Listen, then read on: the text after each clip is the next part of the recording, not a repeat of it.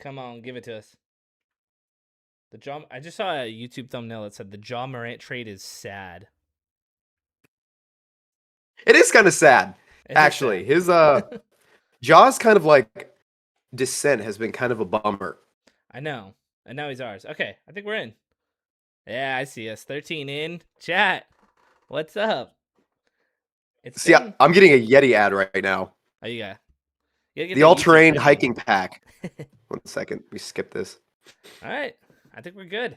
It's been One about second. 2 months since we were last live for the playoffs. I miss being live. Oh, I miss all excuse the me. people. We already got some chatters in here. Carlos Loyola. I like it. Now we can move Drew, Scoot, Sharp, and picks for JB and Hauser. That next move that's coming, I think, is going to be the big thing. Well, can we open up with this? I think that's a great place to start. Yeah. Shams is saying that this is our move for the offseason. Yeah. Chris Haynes just said half an hour ago that the talks between us and Boston about Jaylen Brown are non-existent. Done. I understand if you want to, because here's the thing. The Ja trade happened in silence. So I understand the perspective of, oh, we don't really know what's going on. You would assume that hopefully there's another move to be made. However, Chris Haynes and Shams, I don't know, I always call them Shams, and Shams are the two guys who I would trust the most. Do you agree with that? One is Damien's earpiece, and I love Chris Haynes. He's the man. I've met him multiple times. He's always been unbelievably cool.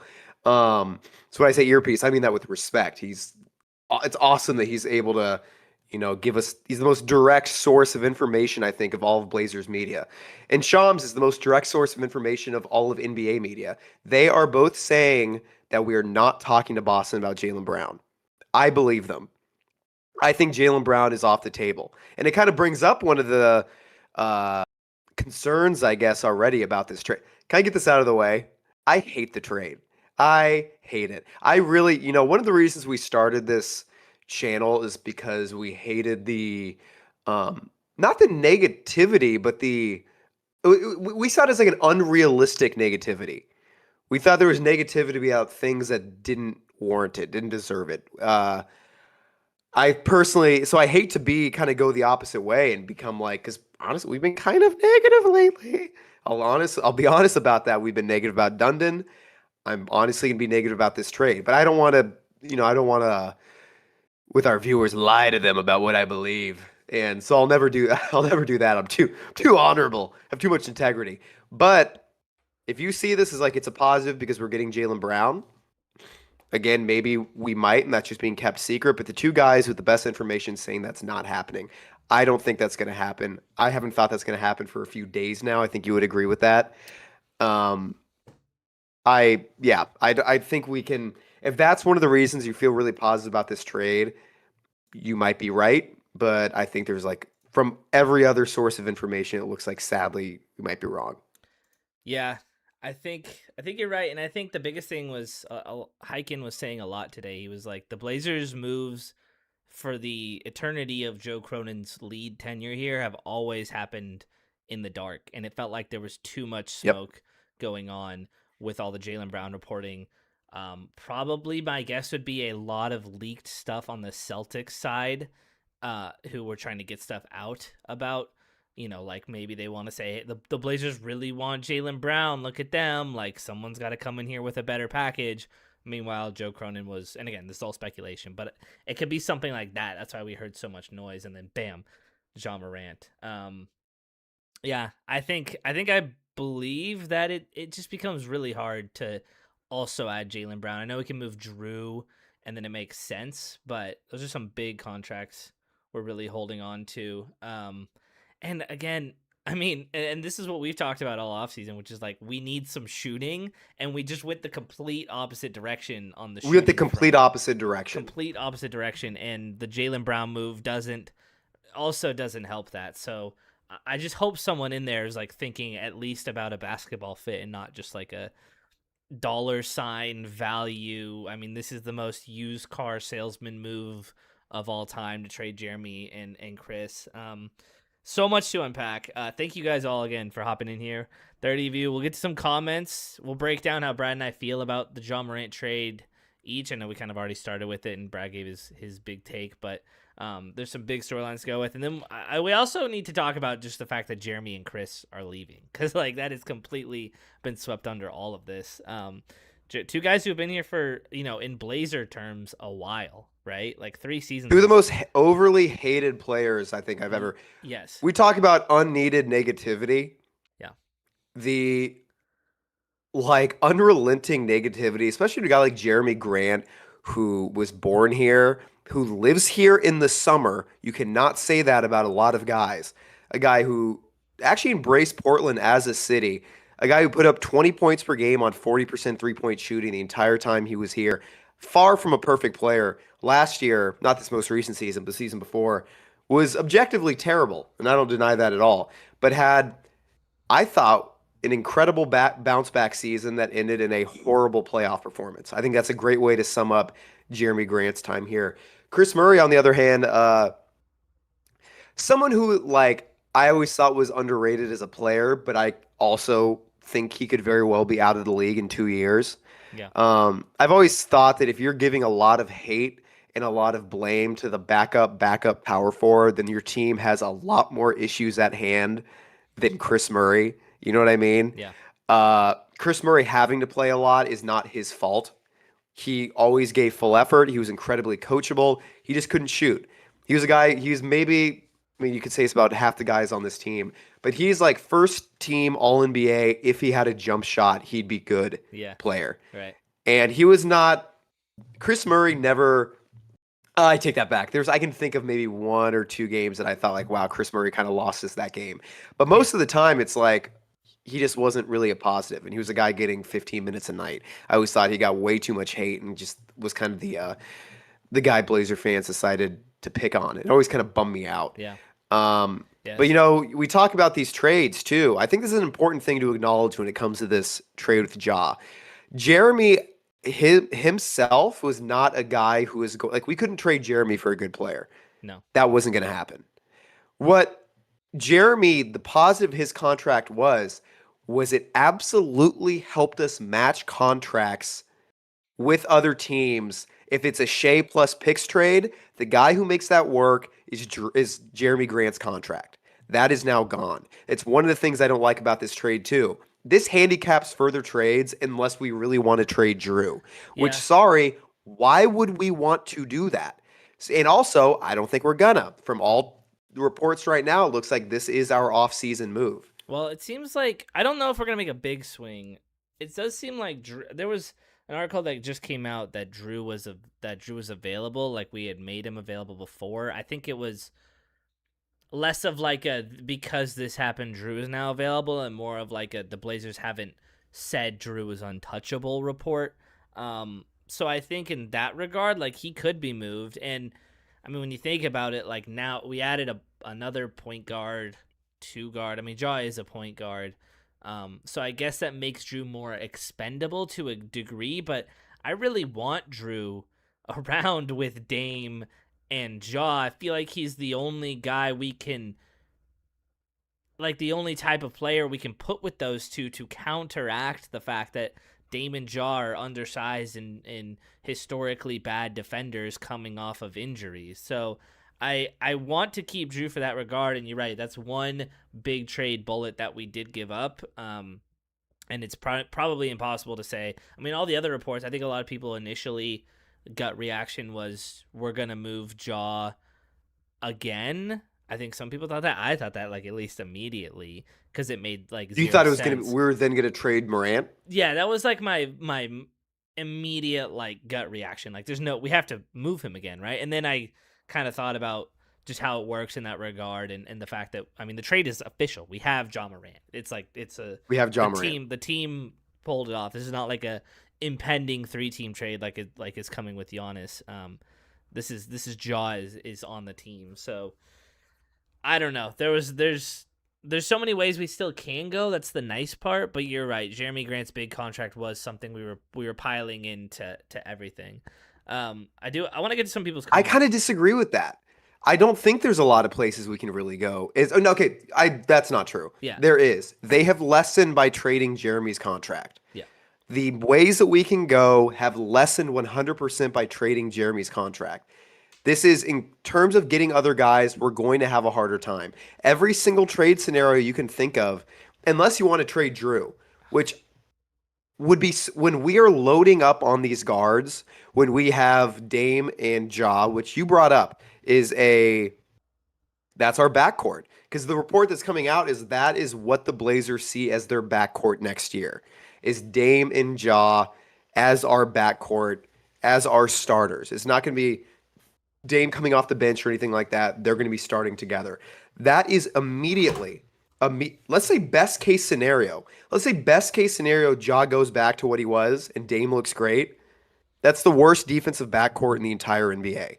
Bar none, unquestionably. Ja is arguably a worse defender than Dame ever was at this point. Dame is coming off a torn Achilles, and he was already a Shaky honestly maybe at had his best best. defensive time with the Bucks, honestly. But one of the worst defenders from a star player that I've seen, which I've more and more. I've always I thought the Knicks championship was really good for Dame's legacy because it showed that a lot of the complaints about Dame's defense, the blame of it should be put more on the front office by not surrounding him correctly when he was here, which was obvious. Everyone already kind of knew that. But more and more, I think, when you're a guy like Dame, you kind of can't complain that he's a bad defender when he's one of the greatest offensive players of all time. It's the front office's job to surround him with good defenders. We just surround him with Ja Morant in the backcourt. That's one of the worst defensive backcourts I've ever seen on this team in their prime, and that's best case scenario. Realistic scenario, Dame takes a small step back. I still think he's going to be great. Realistic scenario for Ja, he's what we've seen the last 3 years. Because and again, I'm not going to be criticizing any of the people in the comments because one thing I don't like I don't want to specifically harsh anyone's mellow specifically. But one of the comments, one of the comments was, where was it? That we just got a second team All NBA player. Ja Morant has not been an All NBA player since 2022. It's been 4 years since Ja Morant was an All NBA player. This is not a guy who just had an off year and bounced back beautifully. Yeah. Like this is a guy who has not been good for. Last time Ja Morant was an All NBA player, Chris Paul was an All NBA player. Is that the year the Suns made the finals? Is that what it is? Yeah, I think Which so. which That's feels how like long ago. that's an eternity ago. It's Was an it 20? eternity ago. Was it 2021 they made the final? No, 2022 was Celtics Warriors. So yeah, Chris Paul's still an All NBA player, but the year the Celtics and the Warriors were in the NBA finals together. Yeah, I think that's Ja Morant's. Yeah, sorry, go. I was gonna say I think you're right. It's underrated how much of a rehabilitation project this is gonna be, because of the different injuries he's had. I think last year was a shoulder injury that took him out. I mean, he got suspended for 25 games. I think that's what, and we brought this up. I don't know if you saw, but I clipped our worst case scenario video where you laid out that the worst case scenario star you could think of us trading for is Ja Morant, for Undoubtedly. essentially the reasons we've laid out.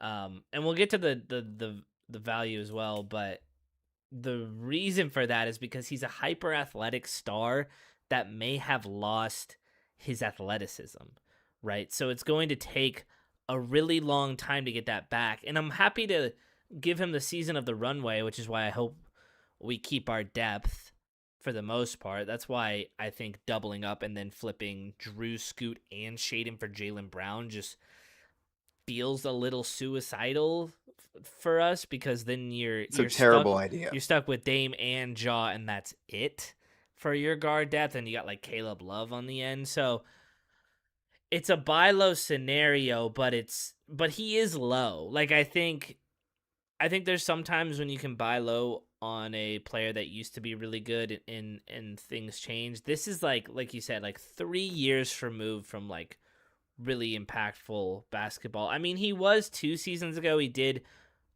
was the leader of the Grizzlies' charge into the playoffs as the 8th seed against the Thunder. So he had a solid season then. What It's year in 2020? 2024, whatever the or I think you're 2025. thinking 2023, 2025. Yeah, because it was the year that they made the 8th seed. So he played 50 games, 23 points, 45% from the field, 30.9% from three. So like he put up a solid season. Again, it was still 50 games out of 82, and then he got Sorry, Joss stunk that year. I he got can't. He was what bad. right. But what I'm saying was he was the focal point of an 8 seed. So it wasn't like a complete lost season. The 2 seasons around that are complete lost seasons that he had. But looking at that 2025 season you're talking about, what changed that dropped them to the 8th seed? Um, what do you mean by that? They were in the 3rd seed for a lot of the season, even though Ja wasn't playing the majority of the season. It was a miracle season where Ja was missing all of this time, yet they were still top 4 in the West. And then what happened? Ja Morant came back, got into endless tiffs with Taylor Jenkins, got him fired, and the team absolutely collapsed. It's why here's the only thing I'm going to get like, I guess pointed to. I'm going to be pointed with this is that the idea that this is a low risk trade. Ja Morant is low risk. And let me get this also out of the way. I don't think, especially 2 days after a Miles Bridges trade, we have to remember that Ja Morant's problems are not Miles Bridges' problems. Right. They are too. It's not. Ja Morant should never, because you see him kind of put in the same box as someone like Miles Bridges. And I think that is absolutely insane. Miles Bridges is a bad person who did awful things. Ja Morant is an insanely immature person who has done insanely, honestly, some bad things. He beat up a 17-year-old. You know what I mean? Like a lot of the Ja stuff has been, oh, he had a gun on Instagram Live, which not it's a bad look, but he didn't really do anything, I don't think, like illegal. You can't Immoral. compare it to something that Yeah. it was stupid. It Right. was really, really, really stupid. But I never saw that as like evil. It's just really dumb and immature and just not a good thing to do. But he also did beat up a 17-year-old. You know what I mean? Like Yeah. that's something that happened. But my problem but that's kind of to my point. The idea that Ja Morant is low risk is absolutely bonkers to me. This is a guy who got his coach fired. This is a guy who then got into more public disputes with his next coach who replaced the guy he got fired.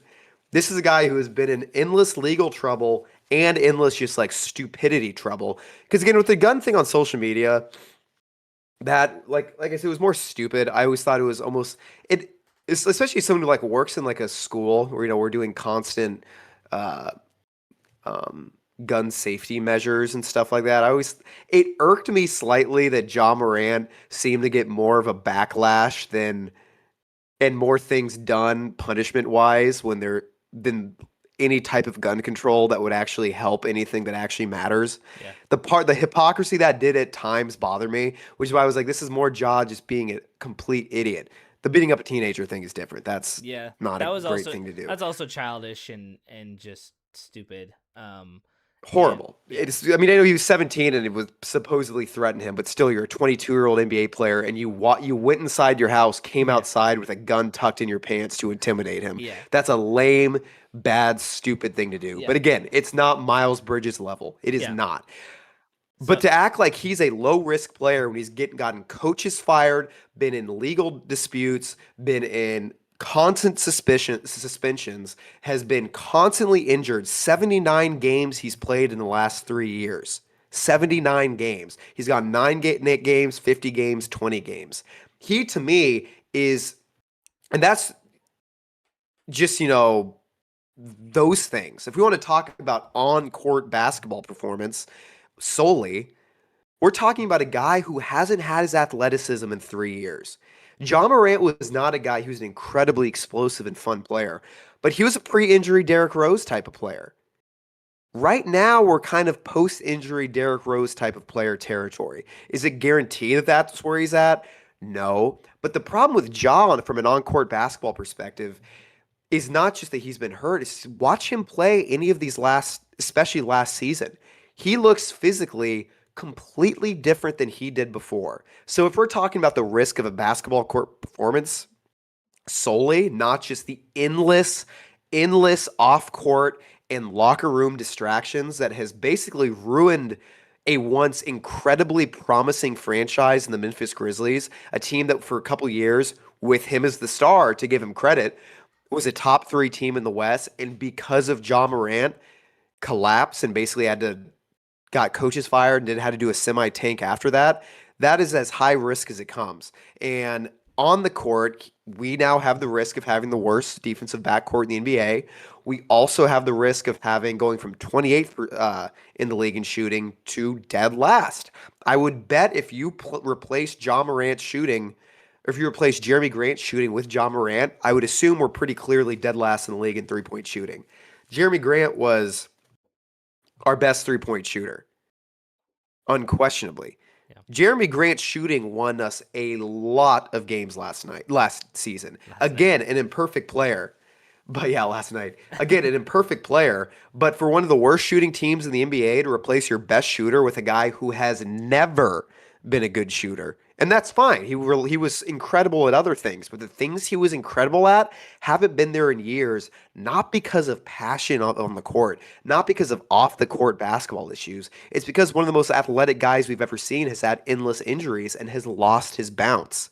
There are very honest, I mean this genuinely in the comments. If you guys can remind me of guys who were hurt for 3 years, maybe lost look at guys who relied on their athleticism and were able to come back and be close to what they were before. Please remind me because I can't think of any off the top of my head. I see this as a high risk move, both from an on-court when it comes to trades. I think it lessens our chances of making good moves because we lost Jeremy's contract.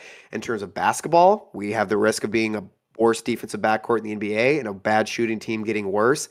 And in terms of locker room stuff, this is a guy who's gotten coaches fired and gotten into endless spats with the guys on his team. This is not a low-risk move. Yeah, I'm gonna play the other side here because I do think Do it. I love it. there's a lot of people in the chat because there's a lot of things I agree with there, and I think most people are calling it a no risk move, and I think that's like you're saying the kind of wrong thing about this. Like there's a lot of baggage that comes with Ja.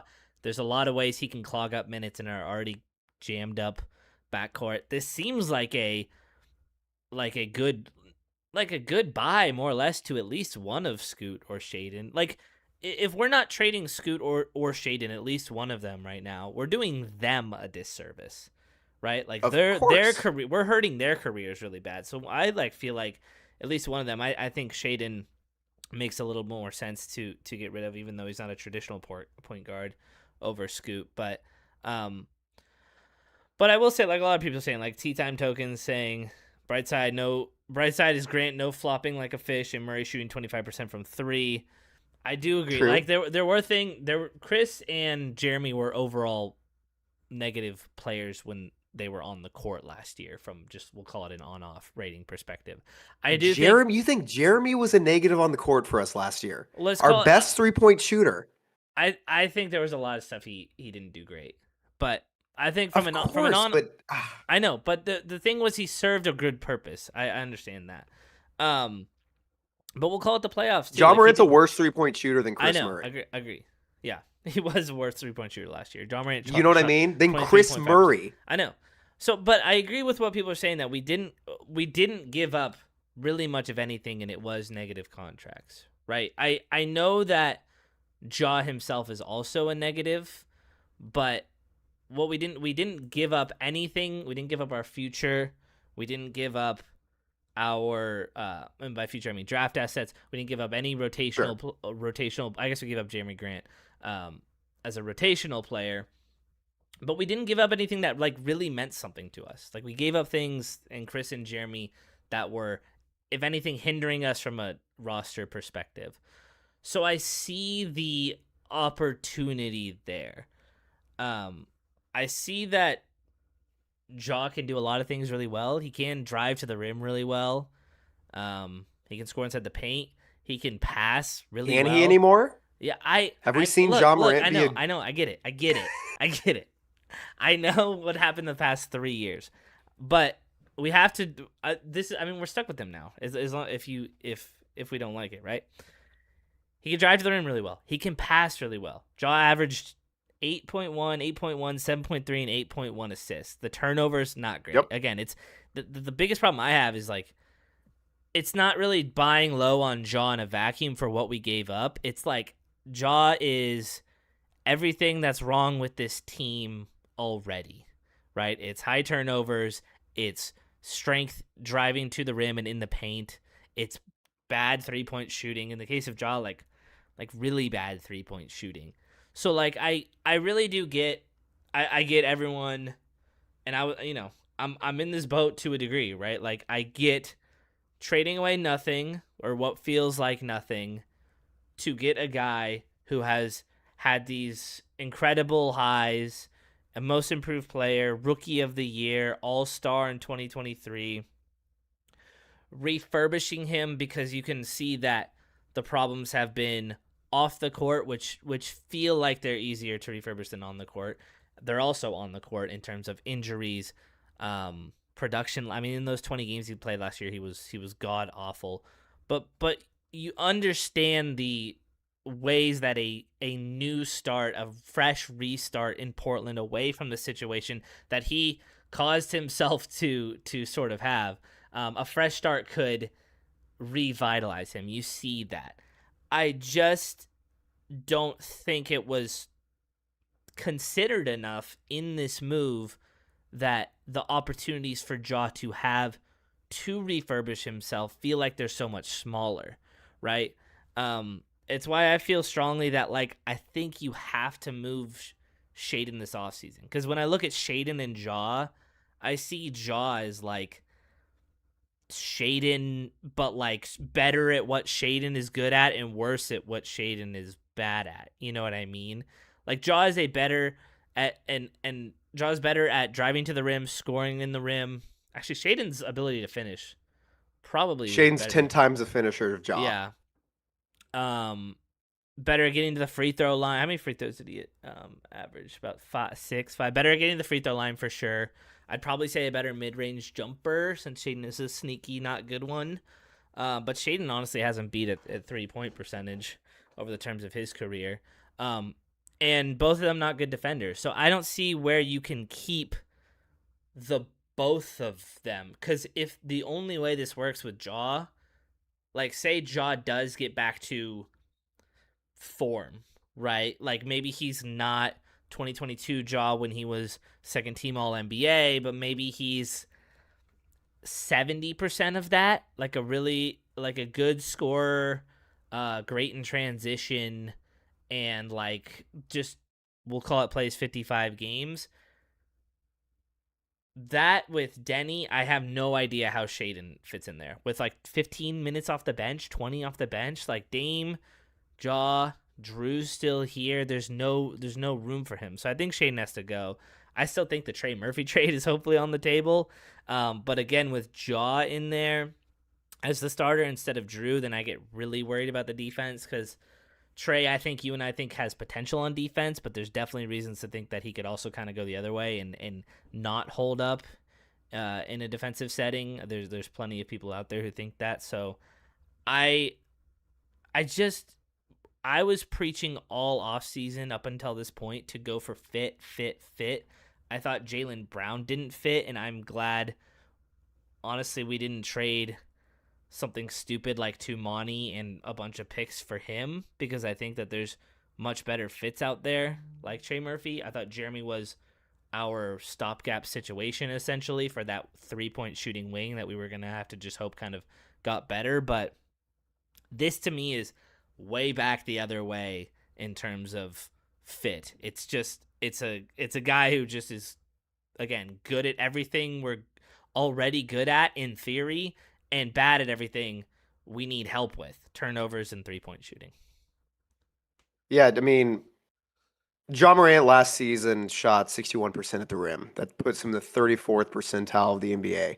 He's a guy that and that's the most important stat that you can look at when it comes to Ja, because he was always a terrible three-point shooter, but he was such an explosive athlete and so great around the rim that it made up for it, as well as being a great playmaker. He's now a below average finisher at the rim. And it has actually, I'm going to look at what it was the year before.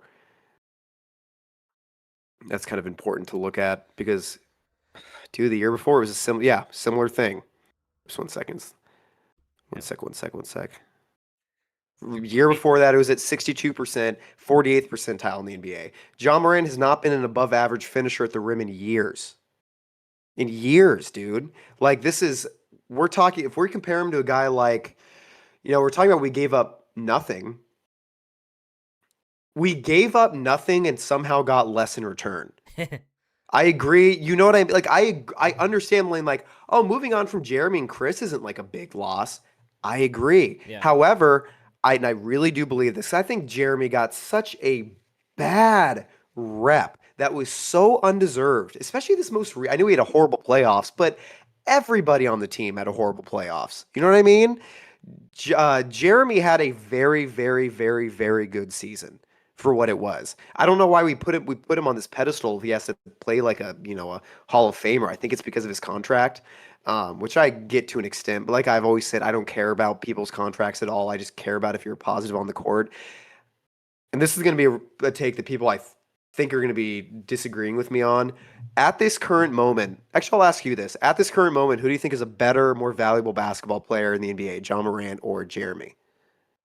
I mean, based on 20 games of last season, I would say Jeremy. Yeah, I would Um, agree. I would agree with Jeremy. And again, it's important to look at how Ja Morant played during that time to watch those games. I actually weirdly watched a lot of. I got League Pass these last 2 years, so I've been watching a lot of just like really terrible basketball games. Ja Morant was a bummer to watch for a guy who was the most insanely fun player in the NBA. The things that make. When's the last time we saw Ja Morant dunk? Truly. When's the last time we saw like an I, unbelievable poster by Ja Morant? it It was doesn't happen anymore he for a did reason.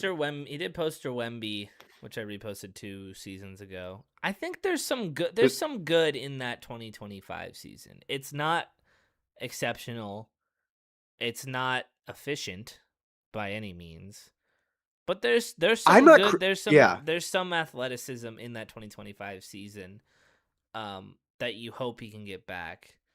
Um I think it's just I got a comment here from Galaxy Gas Guy, which is first of all a hilarious username. Second of all, welcome in. dude, it's crazy. Um, Yeah, who said, I just think that Jaw is a lot higher upside than Grant plus Chris for just about the same money. Worst case, just bench him. We don't need him like Memphis needed him. And while I do agree that there's clearly more upside to Jaw than what Grant at this stage of his career and Chris Murray, given all that we've seen, can give us. Um, like I get the upside swing. It's just to the second point, the worst case, just bench him. I just feel like it's so far. He's so far away from like gonna be okay with coming off the bench, and exactly. he can That's give. not how this is going to I work. think he can fit in like more of a secondary player to Dame, which Hyken on the Rose Garden report, which if any of you in here aren't subscribed to, you definitely should. Is a great. Hyken writes great articles. He brought up there's a couple people who are going to need to like be on their A game to make this all fit. One of them being Dame, who has had a history of being an incredible leader and getting guys Yep. to who have not fit elsewhere to really fit in with the Blazers. The examples he used were Nurkic, Carmelo Anthony, like Hassan Whiteside. He got to play hard and buy in. Um, I read that part of it. I thought that's the only one I was like, Yeah, he Whiteside's he dropped done, that last dude. one at But the end, but those are the three examples yeah, I he remember used. that. But like, yeah, take like the Carmelo example, right? Like Dame, I think a big credit to getting the best out of Carmelo during those years. Um, so if there's someone who can do it from that, fit and locker room perspective, I think Dame's a great person. I think Mike Nori is a good coach. while being a first time coach trying to deal with his situation doesn't seem enviable in my eyes. At I can't least, think of a worse guy to pair Mike Norrie's 1 year contract, guaranteed contract with than right, Ja Morant, right, one of the ultimate coach killers in the NBA right now. yeah. I mean, it's a big challenge. I hope Mike Nori, being as personable as he is up for it. I believe in him, the guy. But you're right. Like, to give a guy a 1 year contract for a coaching gig and then give him Ja Morant, a guy who's never been a head coach before, it's backwards, and it seems like it's. And again, this is the most Dundon move possible, buying low on Ja Morant and seeing what happens. Um, Again, it worked for him with hockey in the Hurricanes. It's the question is, can Absolutely. you do it at the upteenth most degree, like exponentially higher rate of risk and fallout and money involved with Ja Morant? Like, I can't think of a more balls to the wall maneuver than trading for Ja Morant right now. Again, I know that we gave up very little, um, but the thing I have the most problem with trading Jerami and Kris about is that it's both of them, and they both were wings, and now we feel thin at Yeah. the wing position and heavy at the guard position. So I have to imagine, again, trading Shea for Trey Murphy feels like it could be a move that would balance things out really well, but I don't know. It feels like we want to just keep our picks and wait for the future, and this is just like a somewhat risk free, I guess you could say, because we didn't give up any picks, way of improving next season. If Ja rounds back into form. Well, when you talked about, because I think that's how people see it is that, oh, if he's not good, we can just bench him. That's not how the Ja Morant roller coaster has worked. Because that happened last season, right? He was started getting benched in fourth quarters because he was such a disaster on the basketball court. That happened a couple months ago. What was the reaction to it? Do you remember? I don't mean this antagonistically. I actually mean this No, I don't. genuinely. I Do don't you really. remember? I don't really remember. He publicly multiple times called out his coach in post game press Yeah, conferences in that's right. interviews, Right. talking endless shit about the coach. Then there was video of him at practices ignoring all his teammates and refusing to talk to them during pregame warmups, and he quit on the team. That is the risk of Ja Morant. And that isn't good. There's no such thing as just when you have a guy like that, who, again, we saw this happen a few months ago, that when they get benched, it's just fine. We ignore that decision. No, it becomes a headache. Ja Morant, a few months ago in that same situation, he's already been in the moment where he's benched by a new coach. It did not go well. It was a massive headache for the team. And unless he's going to miraculously just accept a benching when it very well could happen, if he plays like how he did last season, or honestly, even for a lot of the season before that. I know his numbers don't look that bad, but dude, shooting like 43, 30, 43 from the court, 30% from the field, and putting up 23 a game on insanely high volume, and then getting your coach fired was not a successful season 2 years ago. But we've already seen this happen with Ja, and it did not go well. And also just going to, I know PDX Born didn't mean this in a mean way at all. We love PDX Born. He said, if we're crying about giving up JG and Kris, I don't know what to say other than I completely disagree. I'm not crying about giving up JG. I've been pro, like, if we can find a deal where we can attach Jerami to something and trade him, that's fine. I'm not pretending like he was this like MVP of the team. However, he is factually the best shooter on the worst shooting team in the NBA. Jerami was, if we completely ignored contracts, I think this is kind of a good way to put it with Jerami. If we completely ignored contracts, I think everyone would be like, yeah, Jerami was a pretty good player for us. He was our most reliable shooter. He put up 19 points a game on 38% shooting. I don't get why. I mean, I know his playoffs were terrible. I know there's moments where Jeremy's very frustrating, but he was objectively one of our positive players last year. He was our best shooter. Oh, dude, you get too caught. I mean, we get too caught up in some of these on-off stats. You cannot, because, dude, In the we war talked about how against good. analytics, in the war against I analytics. love analytics. I love analytics, but on-off is not just something you can look, and you know this, dude. You can't just look at it and be No, I like, know. "That's the truth." In terms of, and this is true, I can pull up if you want analytics of lineup adjusted efficiency for guys. Jeremy was not a massive negative. Jeremy was not playing with our best lineups against lineups that he could necessarily completely succeed. He was the Sure. guy you put in to save us from losing games by 40. Yeah. So it's like we would sub in lineups that we needed someone who is kind of reliable in so that we didn't lose those lineups by 20. Jeremy was that guy. He was the reliable guy in terrible lineups. That's why his on off looked bad.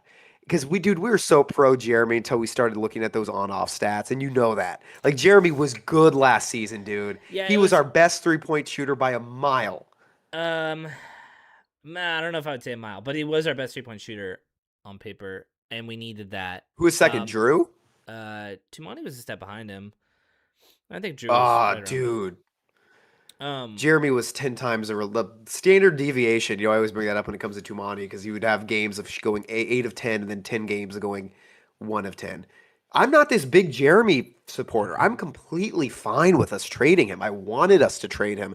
I wanted us to trade for a few years just because I well, thought it's we could get better guys for him. But he yeah, was not this trash player. A 6'8 guy who puts up 19 a game on 40% 3-point shooting in the NBA is not trash. I'm yeah. sorry. Is he perfect? Far from it. I'm happy to trade him. But fit wise, we traded uh the best part of the thing we're worst at for a guy who's would be is going to be the worst part of it. I agree. I think Jeremy was a stopper more than he needed to be. I think if we just leaned into the shooting in his role, and maybe that was something Micah could have brought out, he would have been a lot more useful on offense. I think the defense sometimes was good. I thought it was sometimes a problem, but I do agree with you on the point that he's playing with a lot of odd lineups. Kirk Roy Kirk Royce, I'm gonna go with. You He's been got this. chatting a lot in Yeah. here. Number one chatter right now. Appreciate you, Kirk Royce. Also, just quick pause. First of all, we have 90 people in here, which is incredible. I know Brad and I have been going kind of a million miles an hour talking about this because it's our first time to chat about such an unwieldy trade, but we appreciate all of you in here.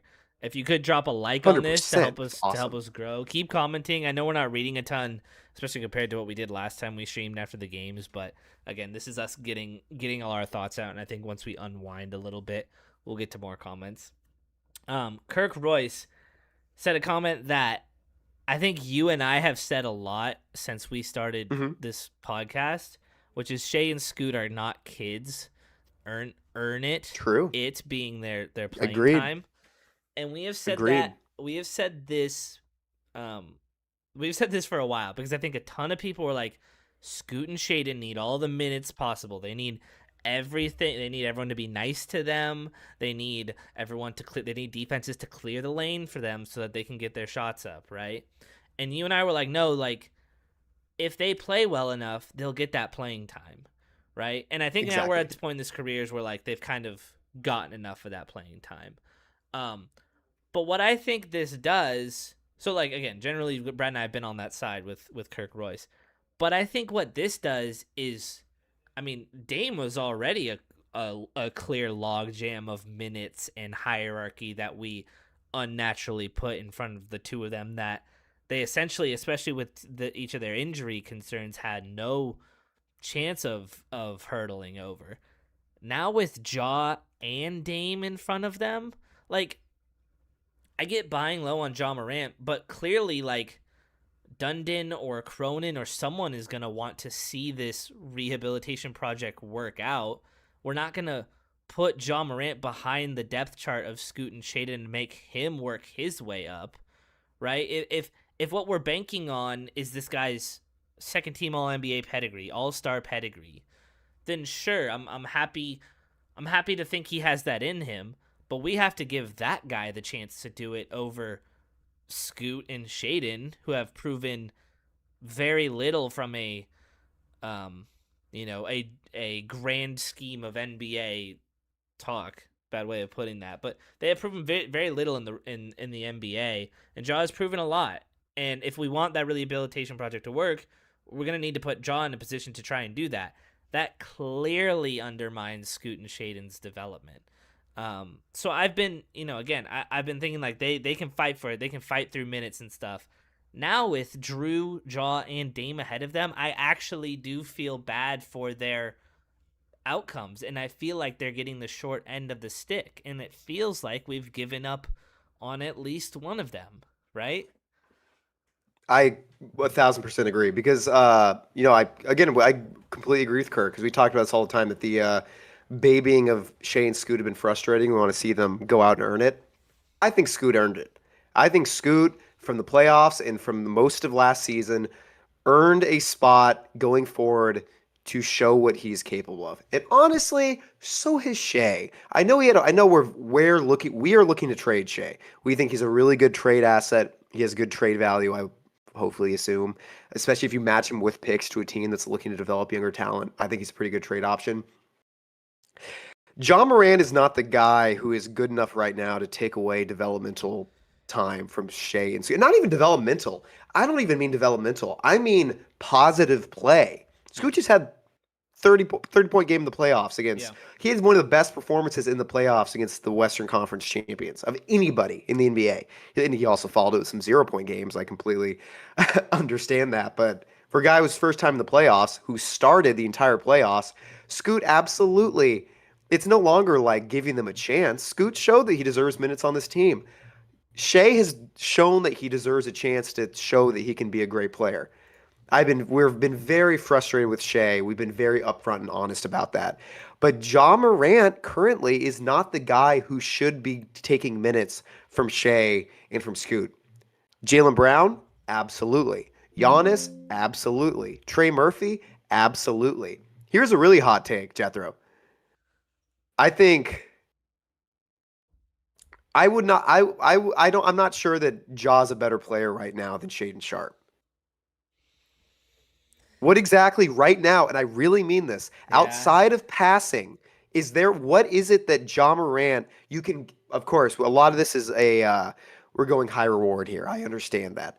But right now, guaranteed, and this is why it's important because we're talking about guys who we're talking about giving minutes to a guy who needs to prove something over guys like Shane Scoot who actually have compared to this guy. Because we've talked all this time about like we don't want to give Shane Scoot too much leeway to prove themselves. They should do it. Now it feels like we're doing the opposite. Now it feels like we're giving another guy a chance to prove themselves over Shane Scoot. Shaden Sharp is a better finisher than Ja Morant. Shaden Sharp is a better shooter than Ja Morant. Shaden Sharp and Ja Morant are probably equal defenders. Shea might be better at defense at this point than Ja Morant. Ja's a better playmaker for sure. Absolutely. Outside of that, we're not talking about a guy who's currently a lot better than Shea or who's currently a lot better than Scoot. We're now doing the opposite, where we're giving a guy more minutes than guys who have proved it, like Shane Scoot, in hopes of a reclamation project, which in my eyes, again, have the comments said anything? Give me an examples of times where this has worked, where I you've traded for a guy who his injuries have depleted him for years and his off-court issues have depleted him for years, and then he brings it all back. I want an example. I want to be able to point to something and be like, oh, he can be like that guy. Yeah. But I can't think of any right now. And I have my extensive basketball history in my brain, and I cannot think of one. Yeah. BR Dat says you can blame the coaching for how Ja was playing last year. I I I think to a degree it was probably like the beef the two of them had, which is definitely culpability on Ja's part. Um, I believe in the fresh reset, especially hoping that like the off court stuff is just completely nixed in the bud. I'm happy to give him that benefit of the doubt. Um, I'm happy to think Taylor that Jenkins' entire offense was revolved around John I Morant, know, and he yeah, got him fired. yeah. So the Grizzlies gave up on Taylor Jenkins before they gave up on Ja, and they paid the price for that. Um, they flamed down in the playoffs because with Isalo and the Grizzlies. I mean, Ja played 20 games last year. Big part of it due to injury. A lot of it because they just kind of gave up on him after, and they're ready to turn a new leaf, and they wanted to tank, which worked out for them because they got Cam Boozer. Um, I'm happy to believe and again, I'm happy to. I don't want to go too much in circles, but I'm happy to believe in the fresh start. I'm happy to believe that the off court stuff is done. I'm happy to believe that Dame can kind of whip him into shape and get him bought in. I'm happy to believe that things got so bad that he's willing to take whatever role it is he wants on the or whatever role we give him on this team, right? Like I'm happy to And I really, really want those things to be true. And I'm not saying that they can't happen. Again, it's just like, damn, dude, we really did not solve any of our problems by adding him, and he's duplicative. I guess it'll just be Denny and Jaw just taking turns running down the lane and kicking out to Dame. I guess Dame. I think it's a lot of onus on Dame, not just from an off the court perspective, but from like a shooter perspective. Like Dame has to shoot, catch and shoot threes only. I don't see like how Jaw and Denny can both be on the court together while Dame and Klingon run pick and roll. You know what I mean? Like Dame is gonna have to be that It doesn't make off sense. ball shooter, and I love Dame, but I don't think he wants to do that. I don't think he'll give that up. You know what I mean? I don't think I want to believe, and I've said this ever since we signed him last summer, that the best way Dame can fit on this team next to Denny is by just roaming and shooting threes like Klay Thompson. I just don't think he'd be willing to do that as awesome as Dame is, you know? Um, Yeah, another thing Kirk, we love you, but another thing I kind of disagree with is that Blazers are more flexible now. Nobody wanted Grant. Dude, I think we just I think we're equally, maybe less so flexible now because the contracts of the two of them equally suck. No one wanted Ja except for us. Let's kind of be yeah. honest about that. They've been trying to get rid of, apparently, the last trade deadline, they were trying everything in their power to get rid of Ja Morant, which kind of has to be acknowledged, dude. The Grizzlies are a pretty good franchise. They've always been a pretty successful, well-ran franchise. Trading Ja Morant is something that they wanted to do so badly, and that absolutely says something. And now I see people also saying, it's the best thing available for Kris and Jerami. I think in a straight up trade for Kris and Jerami, you can make that argument for sure. This is as good as it can get. However, I just think that we could have packaged Jerami along with Picks and Shea in a trade that makes way more sense. And now that trade has to be Drew, who I don't think we should trade, especially the match up with Dame. Because again, I go back to the thing that no matter what, even if Ja goes back to being pretty good, the the match next to Dame is just horrible. I mean, that alone, if you ignore everything else, we're doing a worse version. Best case scenario, we're doing a worse version of Dame and CJ. Job best case scenario, given how injured he's been, all of these issues, best case scenario is not going to be as good as prime CJ McCollum. I don't think that's a hot take. Prime CJ is a 23 point, 5 rebound, 4 assist type of guy who also CJ was a better defender than Ja. CJ got a lot of flack for being a bad defender. His problem, I think he proved this in New Orleans when he went to New Orleans, played point guard, and they had the third best defense in the NBA. CJ was always a okay defender who is just being used in the worst way defensively. Now Ja is going to be a much worse defender who's used in a much worse way defensively. A Dame and Ja backcourt, if you want to ignore everything else, all the other issues, a Dame and Ja backcourt will never succeed because of their defensive catastrophes that come with it. And I love Dame, but Jalen Brunson winning with the Knicks should be a positive because it's proof. Maybe it's a little too it's too late for just because of the injury and his age for him to be Jalen Brunson level on a championship team. But it's absolutely proof that you can build around a non-defensive playing superstar point guard.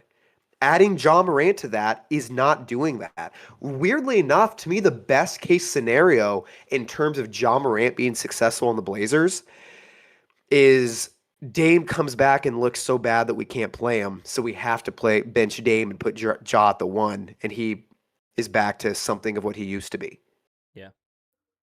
That's the only scenario where Ja Morant on the Blazers works for me, is if Dame doesn't work out, because we've seen this with Dame and CJ. Ja, except now Dame is older and Ja's not as good right now, and I think it's fair to say that Ja will not.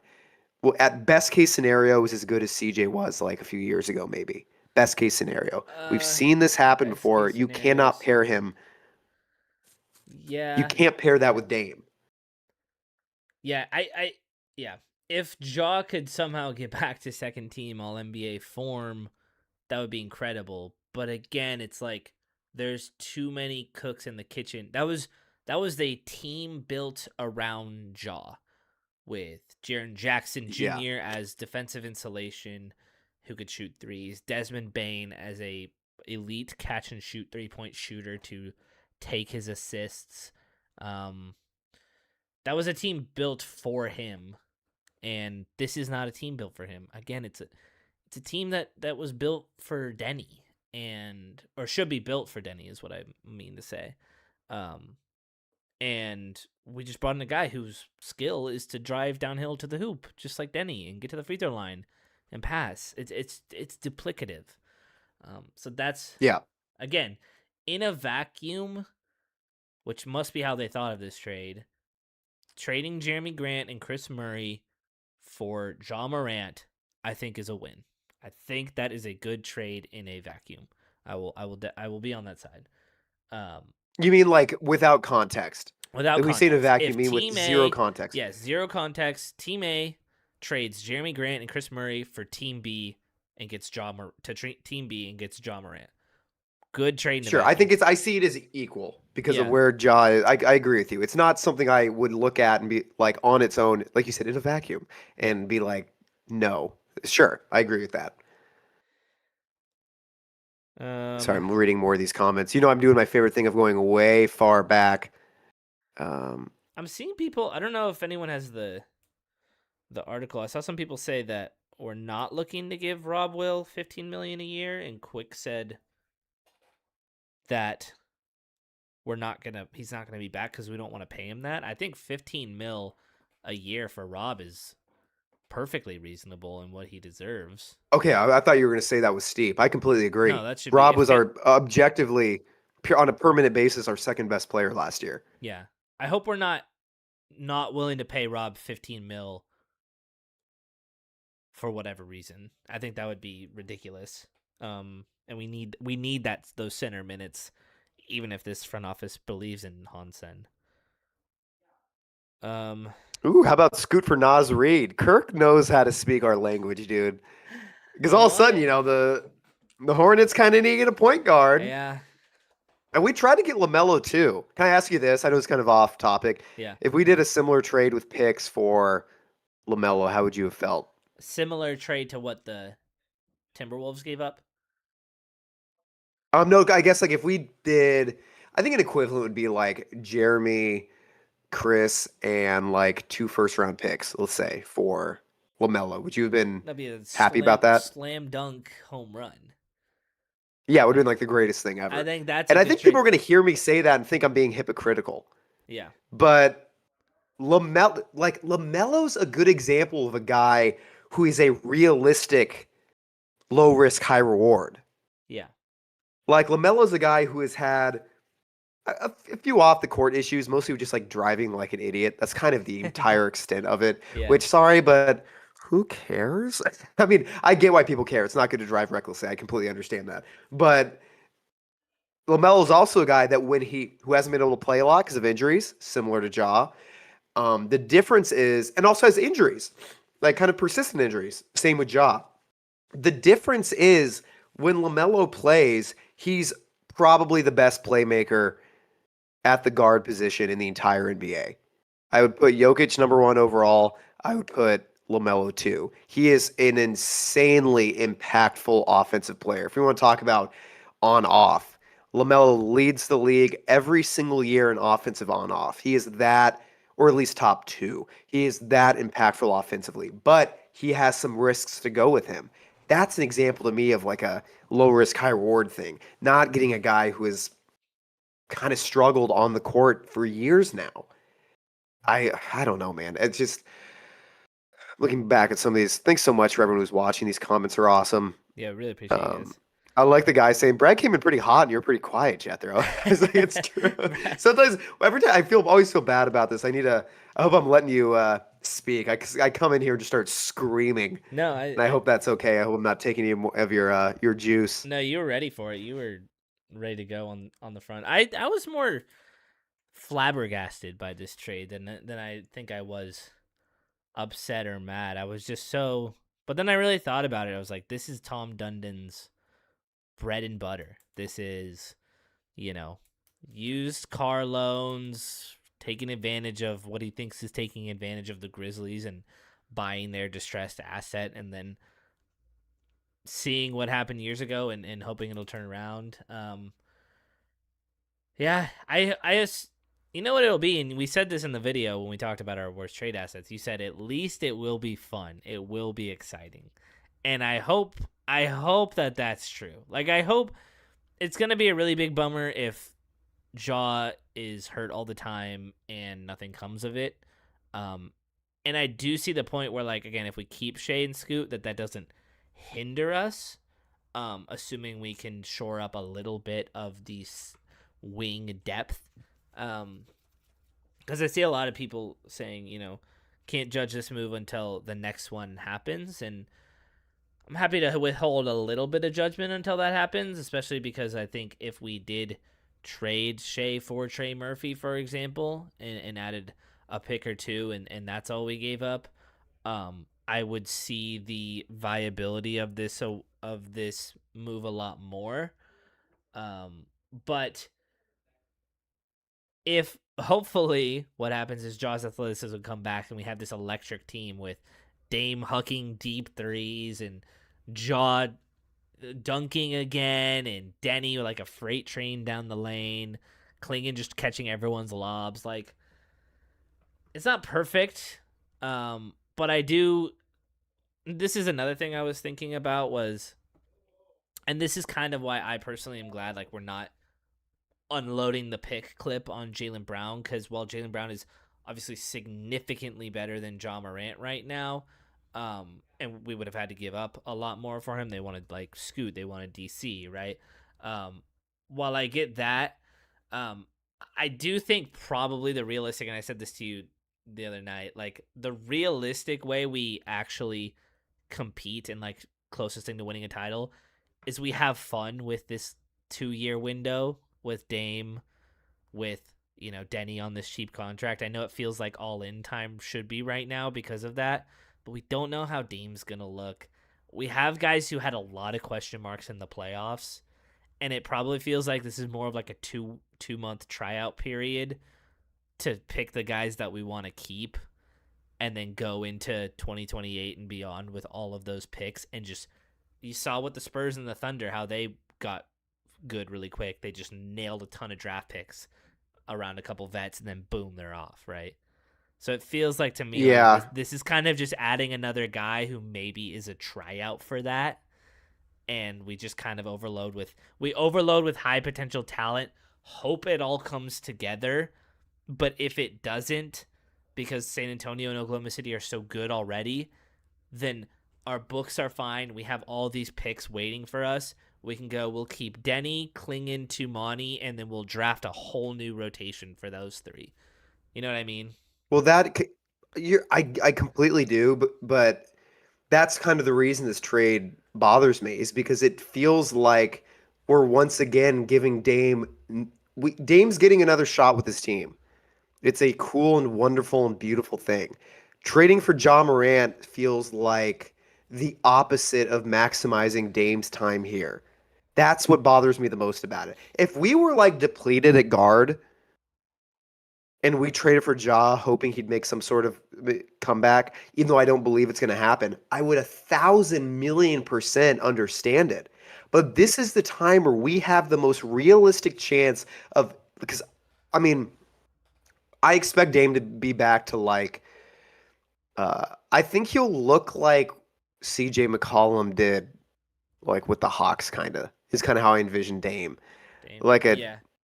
like a clutch 23 point per game scorer who's a great shooter and all that stuff. Like, I don't know if I hope he comes back looking like how he did before, but I think realistically he'll look like a CJ McCollum type of guy, which would be awesome. That would be great. We could use that on this team right now, and Dame is the best guy for that to happen to. However, this feels like part 2 of not maximizing Dame's time here. We shouldn't be pairing, if we have 2 years of good Dame left, this is not the time for me to be risking anything. This is the time to go out and get guarantees. Ja is the biggest non-guarantee in the entire NBA for a guy who could end up being great. He could technically. I don't deny that. But again, I'm going to sound like a broken record. A best case of this team, best case of Dame, best case of Ja, I still don't think fits together. I think we're best case doing Dame and CJ, but a worse version part two. Because no matter what, Dame's not going to look like how he did in his prime. To me, no matter what, Ja's not going to look like what he did in his prime. You could think Ja's going to come back and be good. I completely understand that. I think it's kind of nonsensical to think he's going to go back to being a second team All NBA guy. I think it's the same as saying Dame's going to go back to being a first team All NBA guy. It's not going to happen. They could both come back and be very, very, very, very good, but a Ja and Dame backcourt will never win a championship. And I hate saying that. And it's what bothers me so much about this. Actually, me saying that out loud just made me sad because I feel like there's a window that we need to maximize. And I don't think a best case scenario of those guys together is going to do that. Yeah. I just Ah, but I I don't mean know. I mean yeah, I think I guess I hope cuz like what we talked about a lot is like what I wanted was like Shaden. We wanted Shaden to be that six man, right? Like that high scorer, maybe not great at defense, but has defensive insulation around him. Um, maybe Jaw can be a supercharged version of that. Like that's the best outcome because I think it's got to be, and we saw it with Brad Frozen. I think Brad Frozen in a pretty hilarious position too. I'll just go to Am mute. I still frozen? No, you're back. I think you're back. I was gonna go. Sweet. I think Ja could be a supercharged version of that. I really did believe in like the Drew and Dame backcourt, which is again why I hope we keep Drew. Um, but again, it's heavy minutes for Drew, heavy minutes for Dame, and you want we'll call it 25 minutes a game for Ja to keep that health up. Keep that health up is a weird way of putting it, but keep him healthy, not I know what you overexert mean. him and bring him to the end of the regular season healthy. That makes sense. There's just not a lot of minutes to go around for Shane Scoot. So I guess to everyone saying there has to be another move coming, like I really hope you're right because I think there's just no way that it's good for anybody involved if Shaden and Scoot are both on this team. And I saw someone get upset with me for saying this was on Twitter, not you, lovely people in the YouTube chat. This was the eviler people on Twitter. Got mad at me for saying I was pushing an agenda to say Shea was the one who had to be gone. And I think Scoot is just so much more malleable of a player and has potential as a defender and as a catch and shoot 3-point shooter that we saw in the playoffs. That I think even though Scoot is shorter and a traditional point guard, and Drew, Damon, Jaw can all be considered point guards, I think Scoot makes a lot more sense to keep just because Scoot has proven he can be a role player without the ball in his hands more than Shaden can. And the hierarchy of ball in the hands has Shaden has fallen just so below. And again, I want Shaden to have that chance to thrive. That's why I hope the Pelicans take him, dude. Because I think like Yeah. he could get a better chance down there.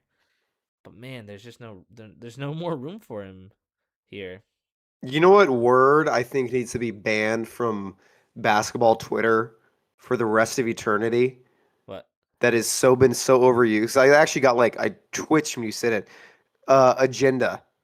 agenda? Dude, I'm so tired. I'm so exhausted of someone being like, "Yeah, I don't know if Shay's a good fit for this team right now." I'm like, "Well, that's just because it doesn't fit your agenda." What agenda? Do you think like people? Cause let's start at the top. Let's say that like Oregonian people, like who are Yeah. making like $50,000. Do you think they have this giant evil agenda against a team that they've dreamt their whole life of reporting for? Cool it with this agenda thing. We're talking about a local black basketball team. No more It's so agendas. just it's such a like a cheap way of being like what you're saying doesn't matter because you have an agenda. It's like what does that even mean? But anyways, I agree when Seth said Mike Nori's entering one of the most pressure-filled seasons I've ever seen. Completely agree. And it's why we know we got a lot of criticism for this. And also, good news that we hired a pretty solid assistant for Nori, which is good to see because that Yeah. was one of our concerns. It's something I'm still concerned about, but this is proof that we did get a good guy, which is Yeah, I will cool. say I wanted to say, and we're maybe gonna talk about this in the next video, but for those of you who watched us talk about Nori, and the contract he was given, um, I felt I feel like I would like to apologize, not like he's ever gonna hear it, but apologize to Nori for like thinking that he's not going to do as good of a job because of this contract, or for thinking that it'll be a lot harder, or that he won't be able to pull off getting assistant coaches. Because while I do think the contract he got will make it harder to do those things, um, I don't want to like doubt his skills, or make it feel like it's that big of a deal, right? I think I do want to take that step back, and I don't know how you feel, but I still will never. I disagree. Yeah, I I think that still. this is a guy who is not being put in the best position to coach his best. He will still try his best, Yeah, but God, this beanie looks like it's like it's massive, it's dude. growing. Um, John Morant's hair is filling in there. Yeah, Mike Norris is going to do a fantastic job, but what bothered me was the idea that like any type of prove it contract for a guy who's been dreaming his whole life to be in the NBA is a joke. Yeah, Anyone who's in the NBA to be their first job as head coach is going to give it their all no matter what. Hiring a guy for 1 year just gives them a chance to second guess themselves. right. Is he going to do that? I don't think so. I hope not, because he's a grown man who's an NBA head coach. Does it increase the likelihood of it? I think unquestionably, because that likelihood that wouldn't even be a discussion if this wasn't something that a contract that he was given. So yeah, I don't apologize for that. Yeah. I just want to apologize to Nori, and say I guess I believe in him more, not that um We always he can believed find in he him can though. find We just I didn't know. think And he's I put in the best position to succeed. yeah. I'm not apologizing to Dundon. Yeah. Dundan's continuing to do more and more things that just rock the boat. I can't believe it. He does Um rock the boat. I give him credit for that. He is entertaining. And this is we just had Jody, whose biggest I think our biggest gripe, Blazer fans, with Jody, is that she didn't do anything. Dundon does stuff, dude. He does stuff. yeah. Does it make me happy? No, but he does. He does do things, and that's cool. Kirk said this is Ja's last chance, very low risk with two Denny Kling and defensive anchors. I would agree, but my problem is that the Knicks proved you can have one guy you can target on offense or on defense. I mean, like who's your defender? You can target one guy, you can't target two. And there's not ever going to be a championship team that has two guys you can target, and Dame and Ja right now are two guys you can target, and that kind of concerns me. Yeah. It has to be Dame and Drew starting together for it to work. And it has to be Ja coming off the bench. And then again, if that I mean, Pete X happens, Born said we replaced our. I'm sorry, no, I no, go ahead, interrupted you. go Keep ahead. going. I'm just repeating what I've already Pete X said. Born said, "Man, we replaced our best shooter with Dame, not Ja." Agreed, which is why it feels like a lateral move. Like it feels like if we have Dame cut, he says, "Man, you guys are going full negative. It sucks." We don't want to be negative. We're giving real opinions on what we think about this stuff. We aren't going in hoping to be negative about anything. We want nothing more than be positive about this team. I don't like this idea that any time that you kind of call it how you see it, I guess, means you're being negative. We've called a lot of things that people have been negative about in a positive way. So I think I don't agree with that, because you were right. We replaced our best shooter with Dame, not Ja, but then we added Ja. So that's a lateral move. So we're with the 28th best shooting team in the NBA last season, got better with Dame, and then right back to where it was with Ja. I think that's kind of undeniable. No, And it's Kirk's right. Nobody wants Grant, but also nobody really wanted Ja. It's why nobody this was the nobody only wanted Ja. trade that We either of these teams could find. well, and here's the thing is like I think a lot of these refurbished situations, um, the player who's bad goes to. I'm trying to think if anyone knows of a similar type of situation where a player was bought low on and it worked out well or poorly. Drop it in the comments. I would love to see some. Um, but I think a lot of times when it happens, it's to a team like with like nothing to lose. You know what I mean? Sure. Like it would be like the Nets. Sure. It's like the Kings were the Ja Morant like poster, right? They're like, we're gonna take a swing on Ja Morant because we got nothing to lose, and why not? We're the Kings, right? And Yeah. everyone's like, oh yeah, that makes sense. Like the Kings would do a stupid move like that, and then we did it, and it was like, oh god, okay, we're doing A Kings. team that has a 2 year window to maximize Drew and Dame. It's like it just the Exactly. timing of it is off. It's there's so many ways I can think of this as a again, not in a vacuum good move. Like there's so many different if you have a bunch of front court play like the Heat. if the Heat were able to do this, right? Like make total sense to me. I know they need shooting, but I think they're in more of a desperate position at point guard. Sure. Um, the Nets, I would understand if the Nets want to do it because, like, why not? You're the Nets. You don't have your pick next year, and you have a bunch of cap space, and you're starting from the ground up. Like that makes sense. We just weren't a team that we were a team that was like one really good player away from I think being really awesome, and this feels like we're just jamming ourselves up and hoping that we can refurbish Ja and sell him again.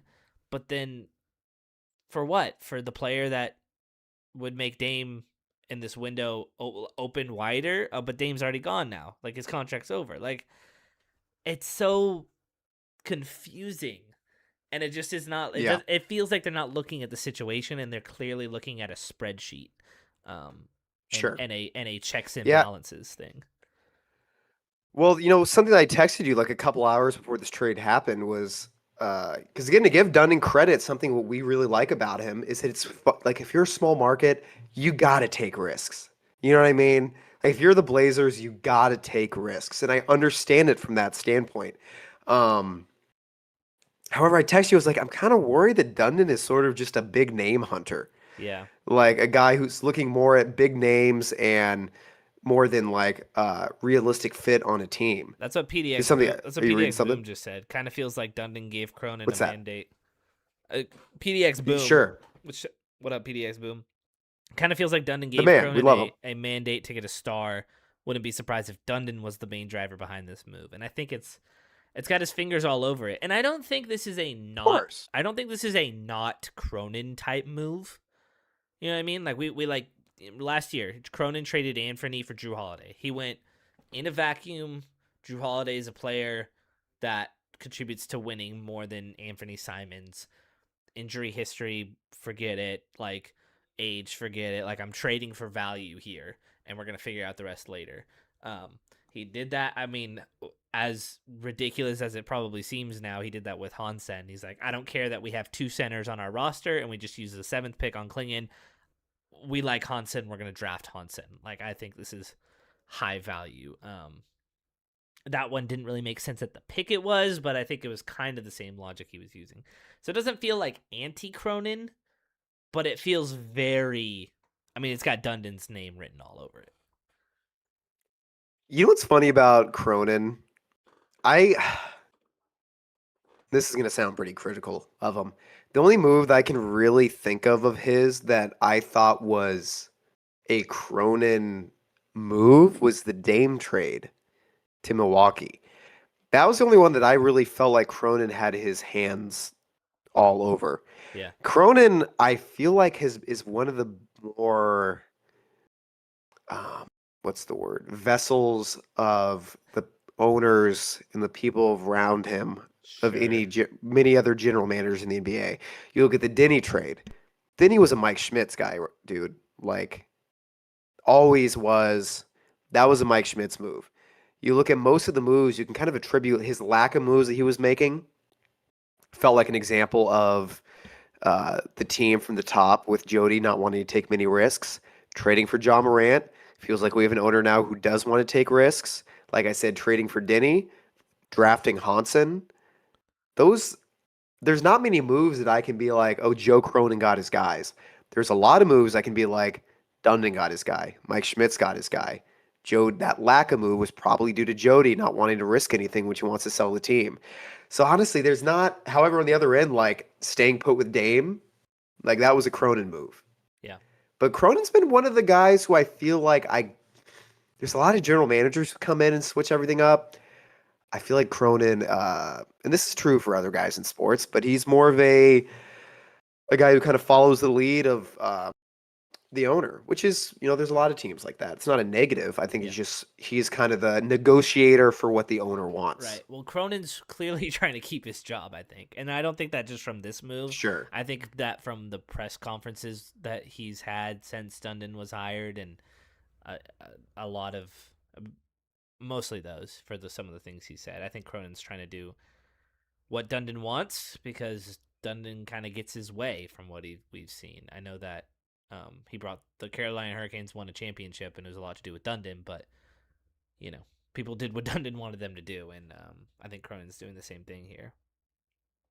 Also, I really mean this. If you guys think we're being negative, like, tell us what you disagree with. Yeah. Because I don't, I mean, I don't ever think we're intentionally positive or negative. I think we're giving our opinions on things, and most of the time we're pretty positive. Because I got to be honest, if you find us to be too negative, then I don't know, it's tough. Because we started. I think about thought, yeah, we everything we've been ridiculously positive about. It's not positive to lie about how you think about something and be kind of positive as a principle. We're going to react to things how we think they are. If you think we're being negative, tell us what we're saying that you think we're being wrong about, that you think we're wrongly negative about. Like it's because if not, then I don't want to just be I mean, and if positive you for the think we're sake of being it. negative, like you're right. We are, we are negative about this trade, Sure, but I just don't want. I don't want we to. are negative. I don't want to lie. Absolutely, Yeah, I yes, just don't want to lie exactly.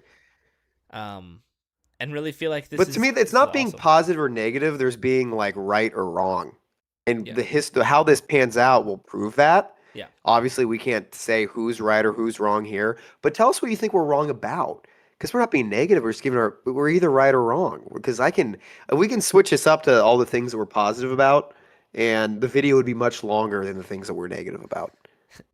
Ghost of Jerula Jerulitis said it's June. Huh? You're in a beanie. You're gonna hit all the Portland stereotypes, huh? Show us your Antifa tattoo. Dude, I assume maybe he's not in Portland right now, Yeah. but dude, it's been pouring rain and cold lately. Welcome It's to been like Portland. today was 60. I can take this off probably. Actually, No, honestly, no, I don't think I want to. no, It's kind of keep it warm. on. It's It the was cold flannel and today, the and beanie. I'm outside actually for the summer program that I work at. We're doing like this time travel theme, and my theme is the 90s, so I'm Kurt Cabrad. Kirk Cabrat. Isn't that pretty good? Yeah, so I got to wear this Kurt flannel for Cobrad. work. The beanie though, it's because I'm outside all day and it's 60 degrees, rainy and windy. I kind of got to stay cozy. It was pouring rain this weekend, but uh, thanks to all these guys who are commenting. But Burididat, who's the man? You're awesome. He said, "Bros, Yeah. jaw driving with Dame, two Denny and Klingon outside is winning offense." Here's what's funny because I get what he means by that because like it should be. And I don't think that's a wrong comment at all. However, dude, it's just like it's making like last year was kind of proof to me that it isn't. Because I've always said this that it's weird we have such a bad shooting team when I feel like Klingon has a lot of potential as a shooter. Two has shown he can be a great shooter. Denny has shown he can be a great shooter. Dame is with the third best, second best shooter of all time.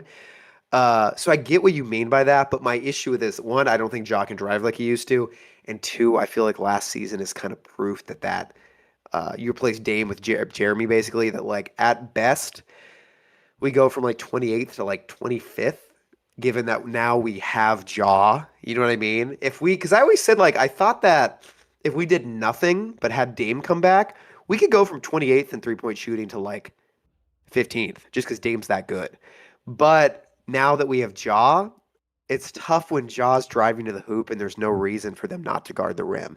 We saw that all season with Denny, and I fear that that's going to be the same thing now that we got rid of Jerami and we don't have a second great shooter on the floor. If we Yeah. had a second great shooter next to Dame, I would agree with you, but as of right now, we don't. But if you believe that two can become that Denny can become that, and Klingon can become that, dude, I'm all aboard. Like I don't think that's I'm not sold on it, but if that's what you think, I'm not gonna that could easily happen. I'm not gonna say you're Yeah. wrong on that at all. Yeah. I will say, like, But it's just that, yeah, yeah. I will say, because Jaw's ability to drive and kick, because again, and I'll keep repeating it. I think the best way this works out is truly Jaw six man of the year, um, and takes the spot that I thought Shaden was gonna have and potentially be that. I don't know if I ever thought Shaden could be a six man of the year, but I thought that he could thrive and get close to that. I think Jaw could win I six. still think it can. Yeah, I think Jaw could win six man of the year like pretty easily if he comes back right and he buys into that role. and we have a good, like, say maybe Veets, like, kind of becomes what we thought he was going to be, because he'd be playing minutes alongside him. Scoot, we have Scoot still off the bench. Scoot is a good spot up 3-point shooter with him. He's got Rob on the floor with him. Like, Ja can contribute to a deep team and be the focal point of a bench unit, I think, and be really good at that. I think that could be a great role for him. Where I think that he could thrive more than Shaden in that role is from his passing with that. Because at least when Draw drives and and he kicks, he can find people and he can get a lot of assists. That's what Shaden can't do. Shaden was averaging That's true. nearly as many turnovers as Jaw while having less assists than turnovers. So at least Jaw is going to be an offensive engine while maybe not an efficient one. If that's coming off the bench, I think that could really work. But again, can Ja Morant buy into being the sixth man of the year? I have a super hard time believing that, even with where we're at in his career and even Dame being alongside him. I think for any semblance of this to work, Ja has to come off the bench and he has to be playing with some bench shooters and defenders. I think we have bench defenders. I still believe in City Sissoko. He's clearly not a shooter. I still believe in Veet. I think he could be that Did you alongside him. notice that Nori signaled out City in his press conference? He said him fourth on his list, and that made me smile. I was like, yes, let's go City. That dude, coaches come in and they have their guys, maybe the guys before. Actually, I don't think Thiago overlooked City, but it's really cool that there's a coach going in who's also not going to overlook him because he's the guy who could get overlooked. It was really cool that Nori made a point of calling him out. But, dude, I completely agree. It's what makes these more of a high risk thing because if you want to know how Ja, like I've already said this, if you want to know how Ja would react to getting benched, just look a few months ago. That happened. It did not go well, not just for him, but his relationship with the coach and the relationship with his teammates. That's when you start being like, ugh, because there's always guys who don't get along with their coach, but it doesn't affect how they react with their teammates. Ja had given up on his teammates last season. That's true. Yeah. And that's why it's kind of a risky move. But let me ask you this, dude. Because, a lot of what we're talking, all of the people were kind of positive with this trade. And again, I'm not trying to yuck your yums at all. I'm really not. I'm just trying to say what I think about all this, what we think about all this. If you want to be positive about it, I think that's a beautiful and awesome thing. But if we're talking best case scenario, because all this talk with Jaw is, hey man, best case, the high reward part is this. Let me ask you this. Best case Shea, best case Jaw. Who do you take next to Dame?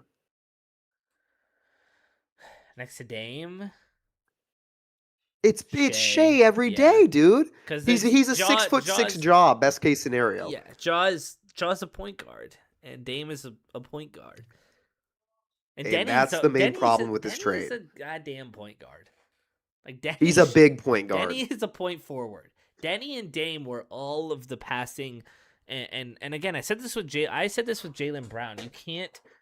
I didn't want to bring in a guy who needed the ball in his hands. Period. Even if it was Jaylen Brown, sixth place in MVP voting last year, who plays 82 games every season and is a two-way finals MVP. I didn't want that guy on this team. I get we didn't trade anything for Ja, but I was okay with the Jaylen Brown trade at least because it felt like we were going all in for Dame, like I think so many of us wanted. This isn't going all in for Dame. This is just trying to trade again. We got rid of very little or things that we wanted to move off of, but it is a high risk player who isn't by any means certain to make us better. Jaylen Brown would have made us better. That's a guaranteed fact. Yes. Would he have made us better enough for me to be okay giving up 4 picks? I don't know. But at least I would have known that he would have made us a better team. Ja, I get we're not. We're clearly letting Dame down with this move. I think. I completely agree. Because, What's weird about this trade is, like you said, it's kind of the trade that you make when you're desperate or if you're not already a team that has established talent. Because I feel like people talk about the Blazers like we don't already have a kind of a core. We have a core, dude. We're a team that just made the playoffs with a young squad and with their all-time best player arguably coming back. Like this is not a team that is without an identity, without a core. It's not a team that has to make a move like this. It's a move team where we're actually good enough to make a trade off of fit. There's a bunch of teams out there who are bad enough that, fit doesn't really matter. I think we're better than a team that needs to make that can make trades based off fit. What are you laughing at? I know you had something cool you read. Mark Crislip commented. He says, "As Big Mama says, Nice. to predict someone's future, look at their past. DeAndre 2.0." God, those are my parents. That's awesome. That's amazing. My mom has said that to me my entire life. She's like, if you want to predict how someone's going to act in the future, look at their past. And that's not to say that people can't change, that people can't grow. They absolutely can. But if you're going to make a bet on an NBA player, on how they're going to play going forward, look how they played in the past. And you might hear that and be like, well, he averaged 27 points a game in the past. It's like, yeah, sure. But what led to the demise of that? Yeah. Injuries and off the court issues. That's the past for Ja Morant right now. The stuff before that is the very far past. Can he get back to that? Of course, anything is possible. But the concern still is that even if he does get back to it, it's a bad fit next to Dame. And you might also say, like, well, it doesn't matter. Like, we want to get better. Because if Ja Morant goes back to what he was, we do get better. Yeah. We do. However, it's a move that gets us better, but absolutely caps our ability to get better than that. Does that make sense? A Yeah, I see what you're saying. that's why I keep saying a best case Dame and Ja. Does it make us better? Yes. Does it cap how good we can get? Yes. Because there's not a scenario where that backcourt can win us a championship, given Dame's age, given where Ja is at, even if it's best case scenario. And also shout out to Sabir, who's like Jeremy Grant is not nothing. I like to see other people give Jeremy a little bit more credit Yeah. because he was not a perfect player, but dude, put him in the same box as Kris, which a lot of people do, is wild. And I'm a Kris Murray fan. I like Kris, Yeah. but Jeremy clears Kris in everything. Yeah. So I don't know. And I really liked Kris, but Kris is a guy who might be out of the league in a year. Jeremy is a guy who's going to be in the league as long as most likely he wants to be. Yeah. PDX Born Um, PDX Born said, "How many times did we struggle to create offense last year? I remember so many times where we went dead cold on offense. I don't think this team will have that problem." Um, and while Fair point. I agree with that. Um, but I don't when it like when we played the Spurs, right? Because it's the 5 games that are. I mean, the play-in games and those Clipper games are important too. But we actually thrived in that in creating offense in those games. In those Spurs games, the problem when we were not creating offense was we couldn't get the way we created offense was Denny drives to the paint and then does something. And when Wembenyama was in there, he stopped all of that. And we had to rely on guys who were not good at shooting to hit threes. And the only time that we hit enough threes for anything good to happen was that one run at the end of the fourth quarter of game 2.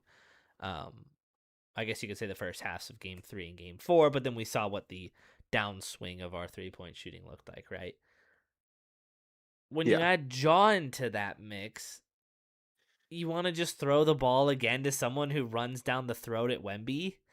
Like, I It's the same style of play. there It's just should taking turns. there should be someone who can do that. And again, Ja dunked on Wemby, and that was an incredible clip. Like there's not very many people I would choose over Ja, if anyone, if this were 4 years ago, to be our guy to drive to the hoop and take Wemby on. I think Ja was him and Zion were probably the two people who of the last 5 years in their primes are built to be the guy to drive at Wemby because you need someone.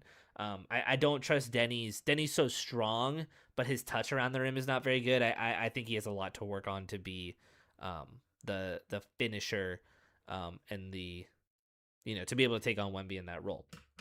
all that being said, Ja has lost some of that athleticism, and if Denny drives and kicks it to Jaw's just gonna do the same thing. It's fodder for Wemby to just stand there and just defend the two of them. And then you put Steph Castle on Damian Lillard, and then what do you have? You have Tumani with a contested three. It's again, I think Ja can help us score. I think Ja can help us a lot in the regular season if we get to that point. But I really struggle to see how Ja can help us with the flaws that the San Antonio Spurs clearly exposed us for in the playoffs. I think he only does. I think when you are looking at the trade between Ja and Jerami through that lens, I think we got worse for sure. Like right now. I agree with that because, and just Pickett's point, it's a good point because you're saying he's right that we did just get another hypothetical creator. He's not wrong about that at all. On a separate team, on another team, that might be a positive. Perhaps there's a team that is, surrounded by shooters, but has no one who can drive, so they can't create that offense. That Ja would be a guy I'd be like, yeah, dude, that's a good fit hypothetically for that team. Like the Horn, I would But say I don't know why we're I thought the Hornets when they traded LaMelo Ball away were going to be the ones to buy low on Ja just like this. Because to me, he's that sure, drive kick to all these shooters, and you can sure. buy a low price on him. Um, that didn't end up Replacing happening. LaMelo with Ja would be It hilarious, would be though. hilarious. Yeah, but go ahead. Sorry to But interrupt you. yeah, it feels like Ja is um, he's not creating more offense for us. He's more just taking turns with Denny of providing those clear or showing those clear deficiencies that we have. Because it's not like Ja makes up for any of our negatives. He's just another guy who can be um, a guy who drives and dishes to no shooters. That's kind of how it is. And so on another team, yes, I would agree. On this team, I think we're just going to see a different guy show the same issues that we have as a team, sadly. Yeah, And I say that with no happiness. right. Um, Well, let me ask you I did this. like some.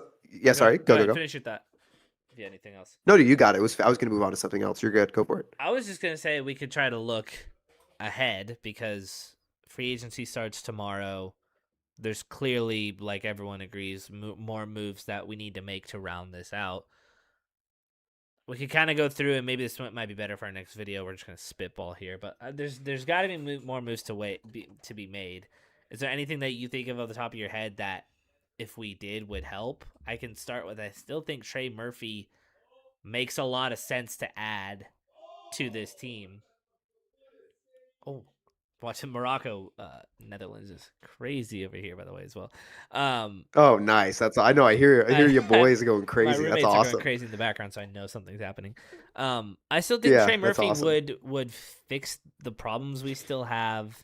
Um, would be worth if we can trade Shaden again. Like offloading Shaden seems even more beneficial to us and to him. So Shaden, and if we could do it for 3 picks, I probably still would. Would you still make that all in sort of move? And again, that's not Of all in, course, getting but Trey Murphy to me is a must. yeah, must. Okay, But there you go. then lineup is what? It's Dame, Ja, Trey, Denny, and Klingon. That's that's a team that's worse on defense than we were last year. Yeah, I agree. Unquestionably. That is a team that is not a defensive lineup that can win a championship. And not just now, but in the future. Like that's not a team that can. That's why this move feels so bad, dude. Because it feels like in order for this move to work, something has to go wrong. Either, and this sounds weird, but either Ja's so bad that he needs to be benched, or Dame is so bad he needs to be benched. That's the only way. And then one of them is great. That's the only way that this move can work for me. Because if you ask me, hey Brad, Ja's back to what he was, and we have a lineup of Ja, Trey, Denny, Two, and Klingon. I'm like, that's nice. Or if you say Dame Yeah, is back to what he was, and we have a lineup of Dame, Trey, Two, Denny, Klingon. I'm like, ooh, that's awesome. yeah, However, we see the backcourt of the future, or the immediate future, to be Dame and Ja. That just there's not a lineup to me that you can put around those two that I am blown away by. Yeah. And and the reason I say that is because we had a decade of Dame and CJ that is proof of that. And to me, there's no best case scenario where this is an upgraded Dame and CJ, given Dame is going to be 36, and I know this is kind of nitpicking when it comes to Ja's age, but I keep seeing like, oh, we got a 26-year-old. By the time the season starts next year, he's going to be 27, which I know is again nitpicking, doesn't really matter, but kind of does a little bit. Like Yeah. 27 is, at least in my ears, like 26 and 25 sound the same, but 26 and 27 sound different. Maybe I'm just being insane. So sorry if I am. I apologize, but that to me like is a difference in those two ages. But also I just want to say Sabir had a good comment that I liked, that Shea's problem free, cheaper, a better shooter, and a better person. Yeah. I mean, I don't want to like harp on who Ja is as a dude, but the concern about Ja to Draw. me as a in terms of character is that as recent as like a month ago, he's tweeting stuff that is basically saying like the world's against me. Yeah. And it's like, dude, give me a break, man. Like again, I want to emphasize I don't think Ja's problems are close to someone like Miles Bridges. Like if we traded for Miles Bridges, it'd be like a I'm not sure if I want to watch his Yeah. team Right. type of move. Ja's problems are not that. His are more immaturity and stupidity. Despite, some really bad things that we've talked about, but it's not as bad as Miles Bridges. But it's it's frustrating when he has showed this much character growth, this much regret. That's the concern when it comes to his character. So yeah, you're right. Shea's problem free, cheaper, better shooter, and a better person. I don't necessarily disagree with that. Although I really do hope that Ja, with Dame and Drew's leadership, can become a guy who we really appreciate as a part of Portland. I think that's absolutely possible. Hopefully, it's even likely with Dame as a leader, but it's not something we've seen yet, and we kind of got to be honest about that. Though I really hope and think it will eventually happen with Dame as a leader. Yeah. Excuse me. Uh, yeah, people are still saying, Blazers have another trade coming, obviously. I want to agree with that. I really do. But just for people who joined who might not know this, both Chris Haynes and Shams are saying that this is our move of the offseason, Yeah. that we are not involved in the Jaylen Brown talk. But however, to give you guys credit for people who think more moves are coming, we didn't know the Ja move was coming. We didn't know the Denny move was coming. Blazers moves are kept in secret. So, but Shams and Chris Haynes are the two most trustworthy guys, and they're saying that for now we're not in talks with literally anybody Yeah. else. We're not in So talks for we'll big. see. We're not in talks for big moves for sure. I feel like I hope Yeah. there's some smaller moves to round out the roster. Again, a world where Drew, Shaden, Jaw, Dame, and Scoot are all on the team is just it just can't happen. Shea can't play the three. You know what I mean? Like it No. doesn't. Dame, Jaw, and Shaden on the court together would get just eaten alive. It can't happen. Yeah, I agree. And, Kirk said and I agree with this. Drew is um, fine winning off the bench, and Scoot Sharp have heard nothing to complain. It's time to ball. I agree that Drew is fine coming off the bench. I think he'd be fine with that, and I think he'd be awesome off the bench. That's not kind of. But I do also agree that it's time to ball. It's time to win some games, Yeah. and Ja is such a huge question mark that's exactly why I have concerns about this trade. Though you are right that I think Drew could be awesome off the bench. Yeah. We get more of these comments. I want to make sure that we have so many amazing Yeah. comments. I want Yeah. to Appreciate you guys. get to Those of not you who've make sure been. any of them get ignored. Yeah. Appreciate all you guys who have been hanging out since we went live back at 6:30. Appreciate you just hopped in, catching some of this.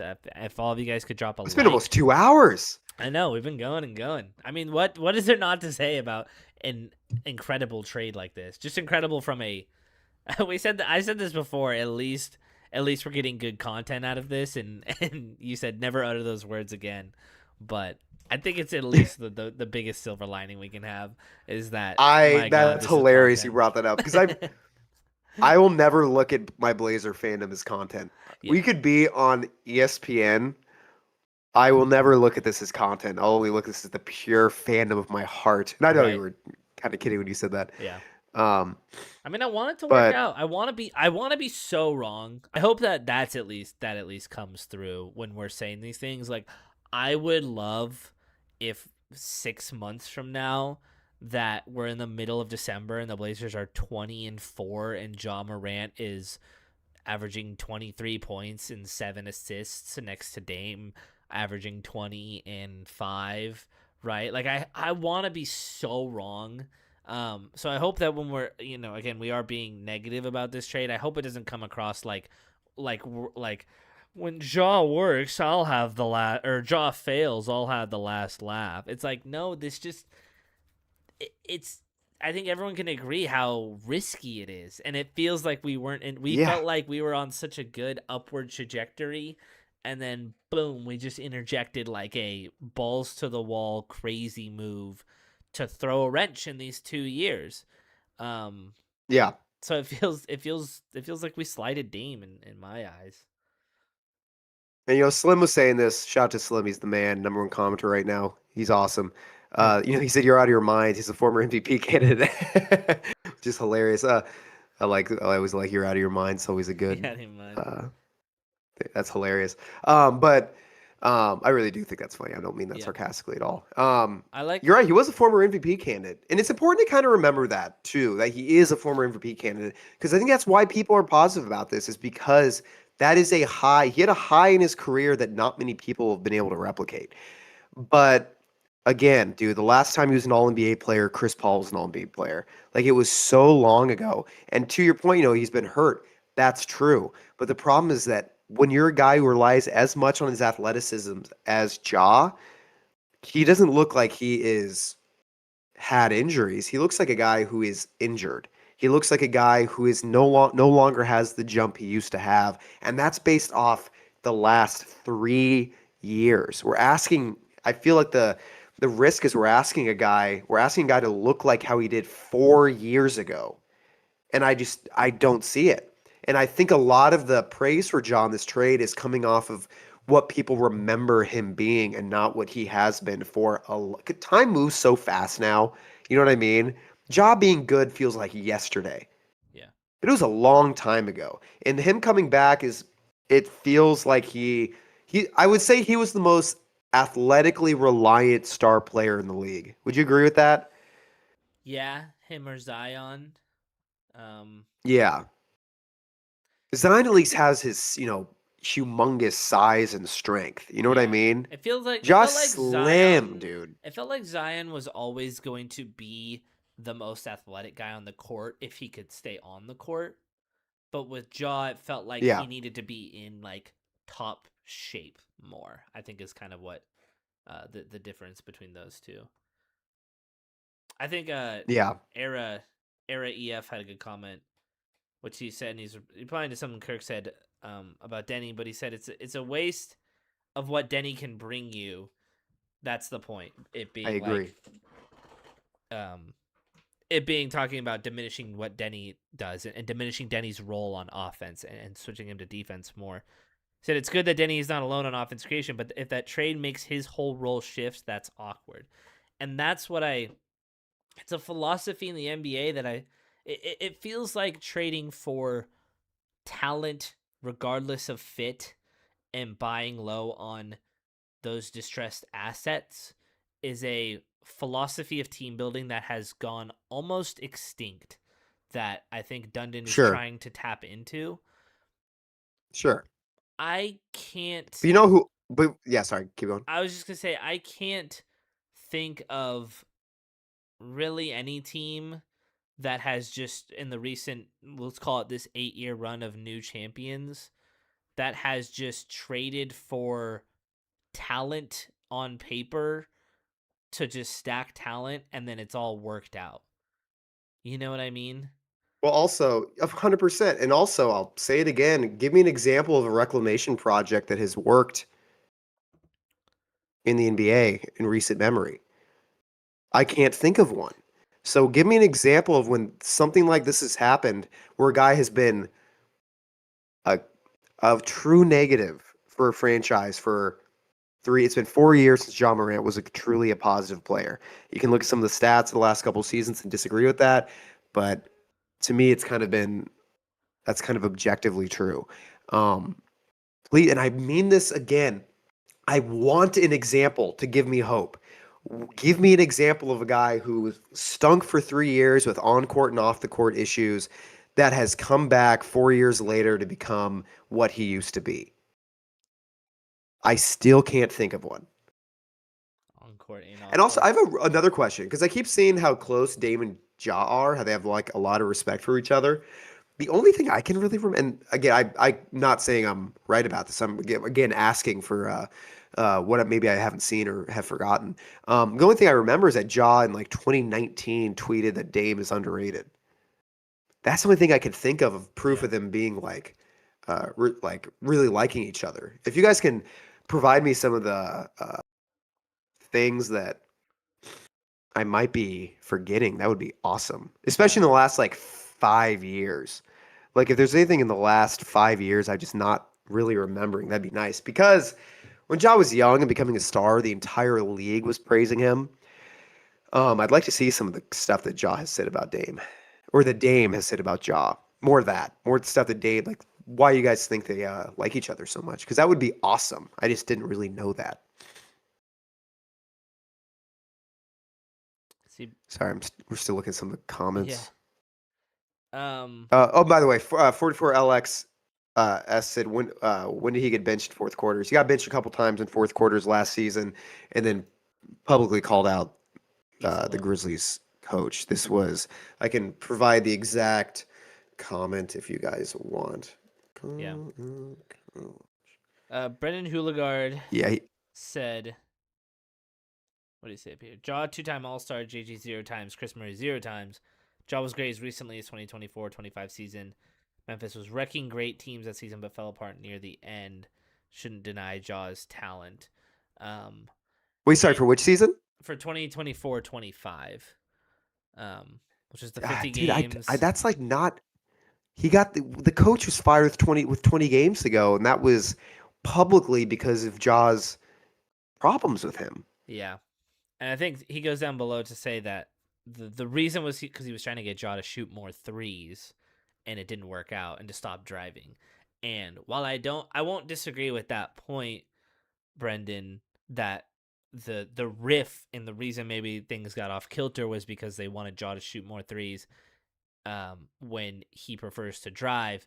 But again, that's the point we've been making is that the Blazers don't need more drive. We don't need more go to the hoop and score. We need someone to go shoot threes. So if Ja is truly gets upset by having to camp on the 3-point line and shoot threes, that's a that feels like a pretty bad sign because we need him to get a little bit better in that regard. For that to Well, work another thing it again yeah, with Dame. and another thing it shows is what happens when things don't go Morant's way. Yeah. Like they were the third seed in the West, dude. They were the third seed in the West. You remember their offense that season? How it was like something that everybody was talking about, had the praise that it was getting, and Ja hated it. They had the third seed in the West. They had a top three offense in the entire NBA, and Ja was upset. It wasn't really that it was because he was shooting threes. It was because they started having a very motion, kind of odd style of offense that involved Yeah, a I lot of remember that. ball movement. Ja was upset with that, despite them having a depleted roster that was one of the best in the NBA that season. Then they fired the coach. Ja got his way, and the franchise collapsed. It's proof of what happens when things don't go Ja's way. Is that he can take a great team that's doing well and get a coach fired because they weren't coaching the team to his liking. If they were, you know, fighting for a playoff spot and they because they switched their offense up, I think he would have a point. I'd be like, he has a point. This coach is blowing it for them. They're not revolving their offense around a former MVP candidate. But it's been proven since then, I think, in Ja's play and the Grizzlies' record that Ja was in the wrong because they fired their coach. They went more towards Ja-centered offense. They have collapsed, and then he got benched. And the exact quote when he was getting benched in those fourth quarters, he just kept on the media to ask the coaching staff like why he didn't play. He's like, "What do you think the?" They asked him like, "What do you think the team could do better?" He said, "If you ask the coaching staff, it's not play me." That's a direct quote. So that was Ja calling out his coaching staff after getting benched in the fourth quarter. Games that he was terrible in. Yeah. So Ja Morant does not react well, even if his team is doing well, if he's not kind of the center of the offense. And that is something that is worth concern about because it kind of led to the demise of the Grizzlies. I think I'm I'm like sorry, still reading some of these comments. I think I'm going into it like because I think clearly the only way it works out is if he kind of whips into shape from an emotional and off court standpoint, right? Because clearly if he comes in and he's not okay with not being the number one guy and he rehashes all these problems, then it was clearly a failure of a trade, right? Like I'm Sure. going into it assuming things are gonna work out for the better, at least on that front and injury wise. Because look, if he comes in, there's risk. The risk is the injuries and the off court stuff. We'll call it right.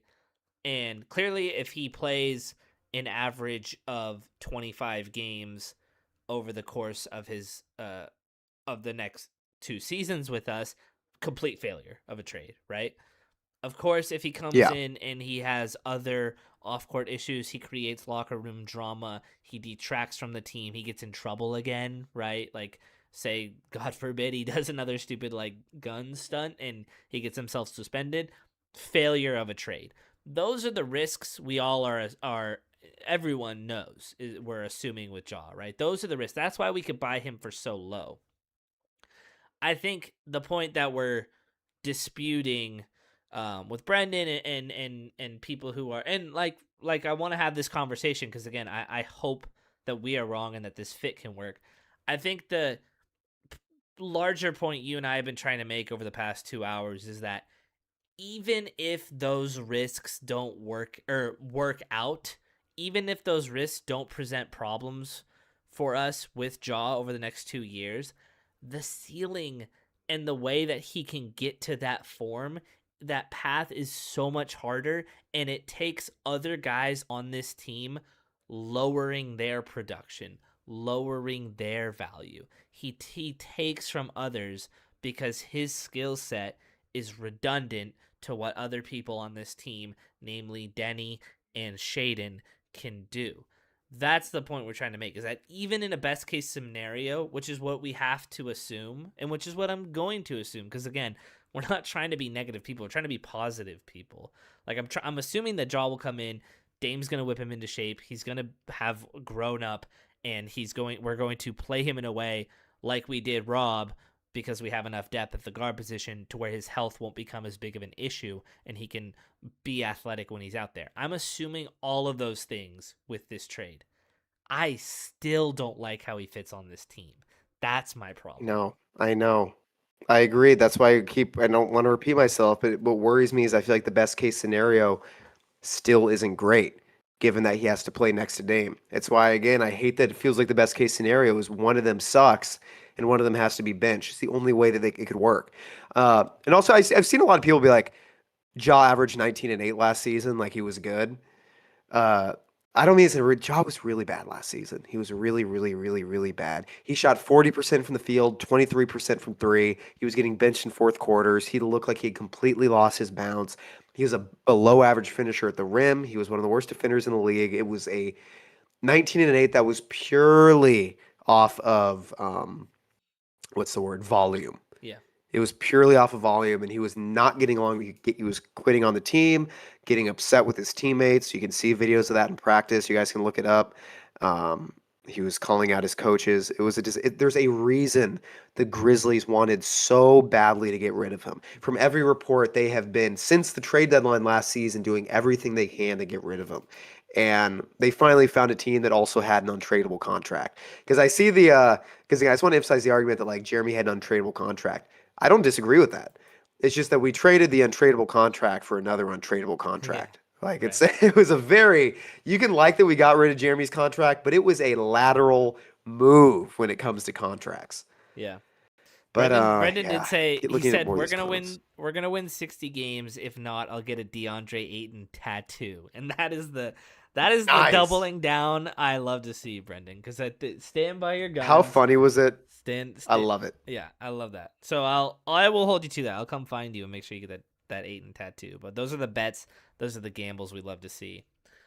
Um, I love or how much did you love to see DA Aiton opting picking up his was player option? He's like, yep, I'm probably not worth $8 million on the open market. He Isn't said that that. so funny that it was seen as this contract that like, oh, he could easily play his way into a $25 million a year. Instead, he's opting into an $8 million contract because he thinks it's probably the best he can do. Well, I just love that it was like Ayton at $35 million a year. Of course not. Ayton at $8 million a Exactly. year. That's an awesome deal. And then he takes the team option and then or the player option, and Lakers fans are like, oh, damn it. I wish he didn't take Yeah, I that. know exactly, dude. It's rough. Thank God. I mean, Yeah. no hate to him at all, but like, just I am glad DeAndre Ayton is no Yeah. longer on this team. Um. Well, I think I unleashed just about everything I needed to say. Do you feel pretty good about about the thoughts out there? I know there's a lot more off season coming ahead. The next 4 days, I'm sure will be filled with a couple more Blazer moves. This front office does not fail to disappoint right now. With as soon as Duncan That is got true. into charge, we are all over the news in all of the worst ways. But Yeah. I guess it's at least good for content. As much What's as that, crazy is the Blazers just keep getting cool, even more cool. Ja is cool. There's a lot of people who are Ja Morant fans. I will say that he has Yeah, the that's true. coolest. He has I the mean, who coolest wasn't a Ja shoes. Morant fan? Yeah, Oh, I love the Jaws, he dude. has the I wear my coolest scoots. shoes. I'm dedicated scoot basketball uh shoe wearer, but yeah. Yeah, yeah. He's gonna probably. It'll be easy for him to work with Nike because he's in town. Um, Yeah. Hopefully Portland's just a chill city that'll keep him indoors and you know chill out, smoke some weed, Jaw. I don't know if that'll help him or not, but Yeah. yeah.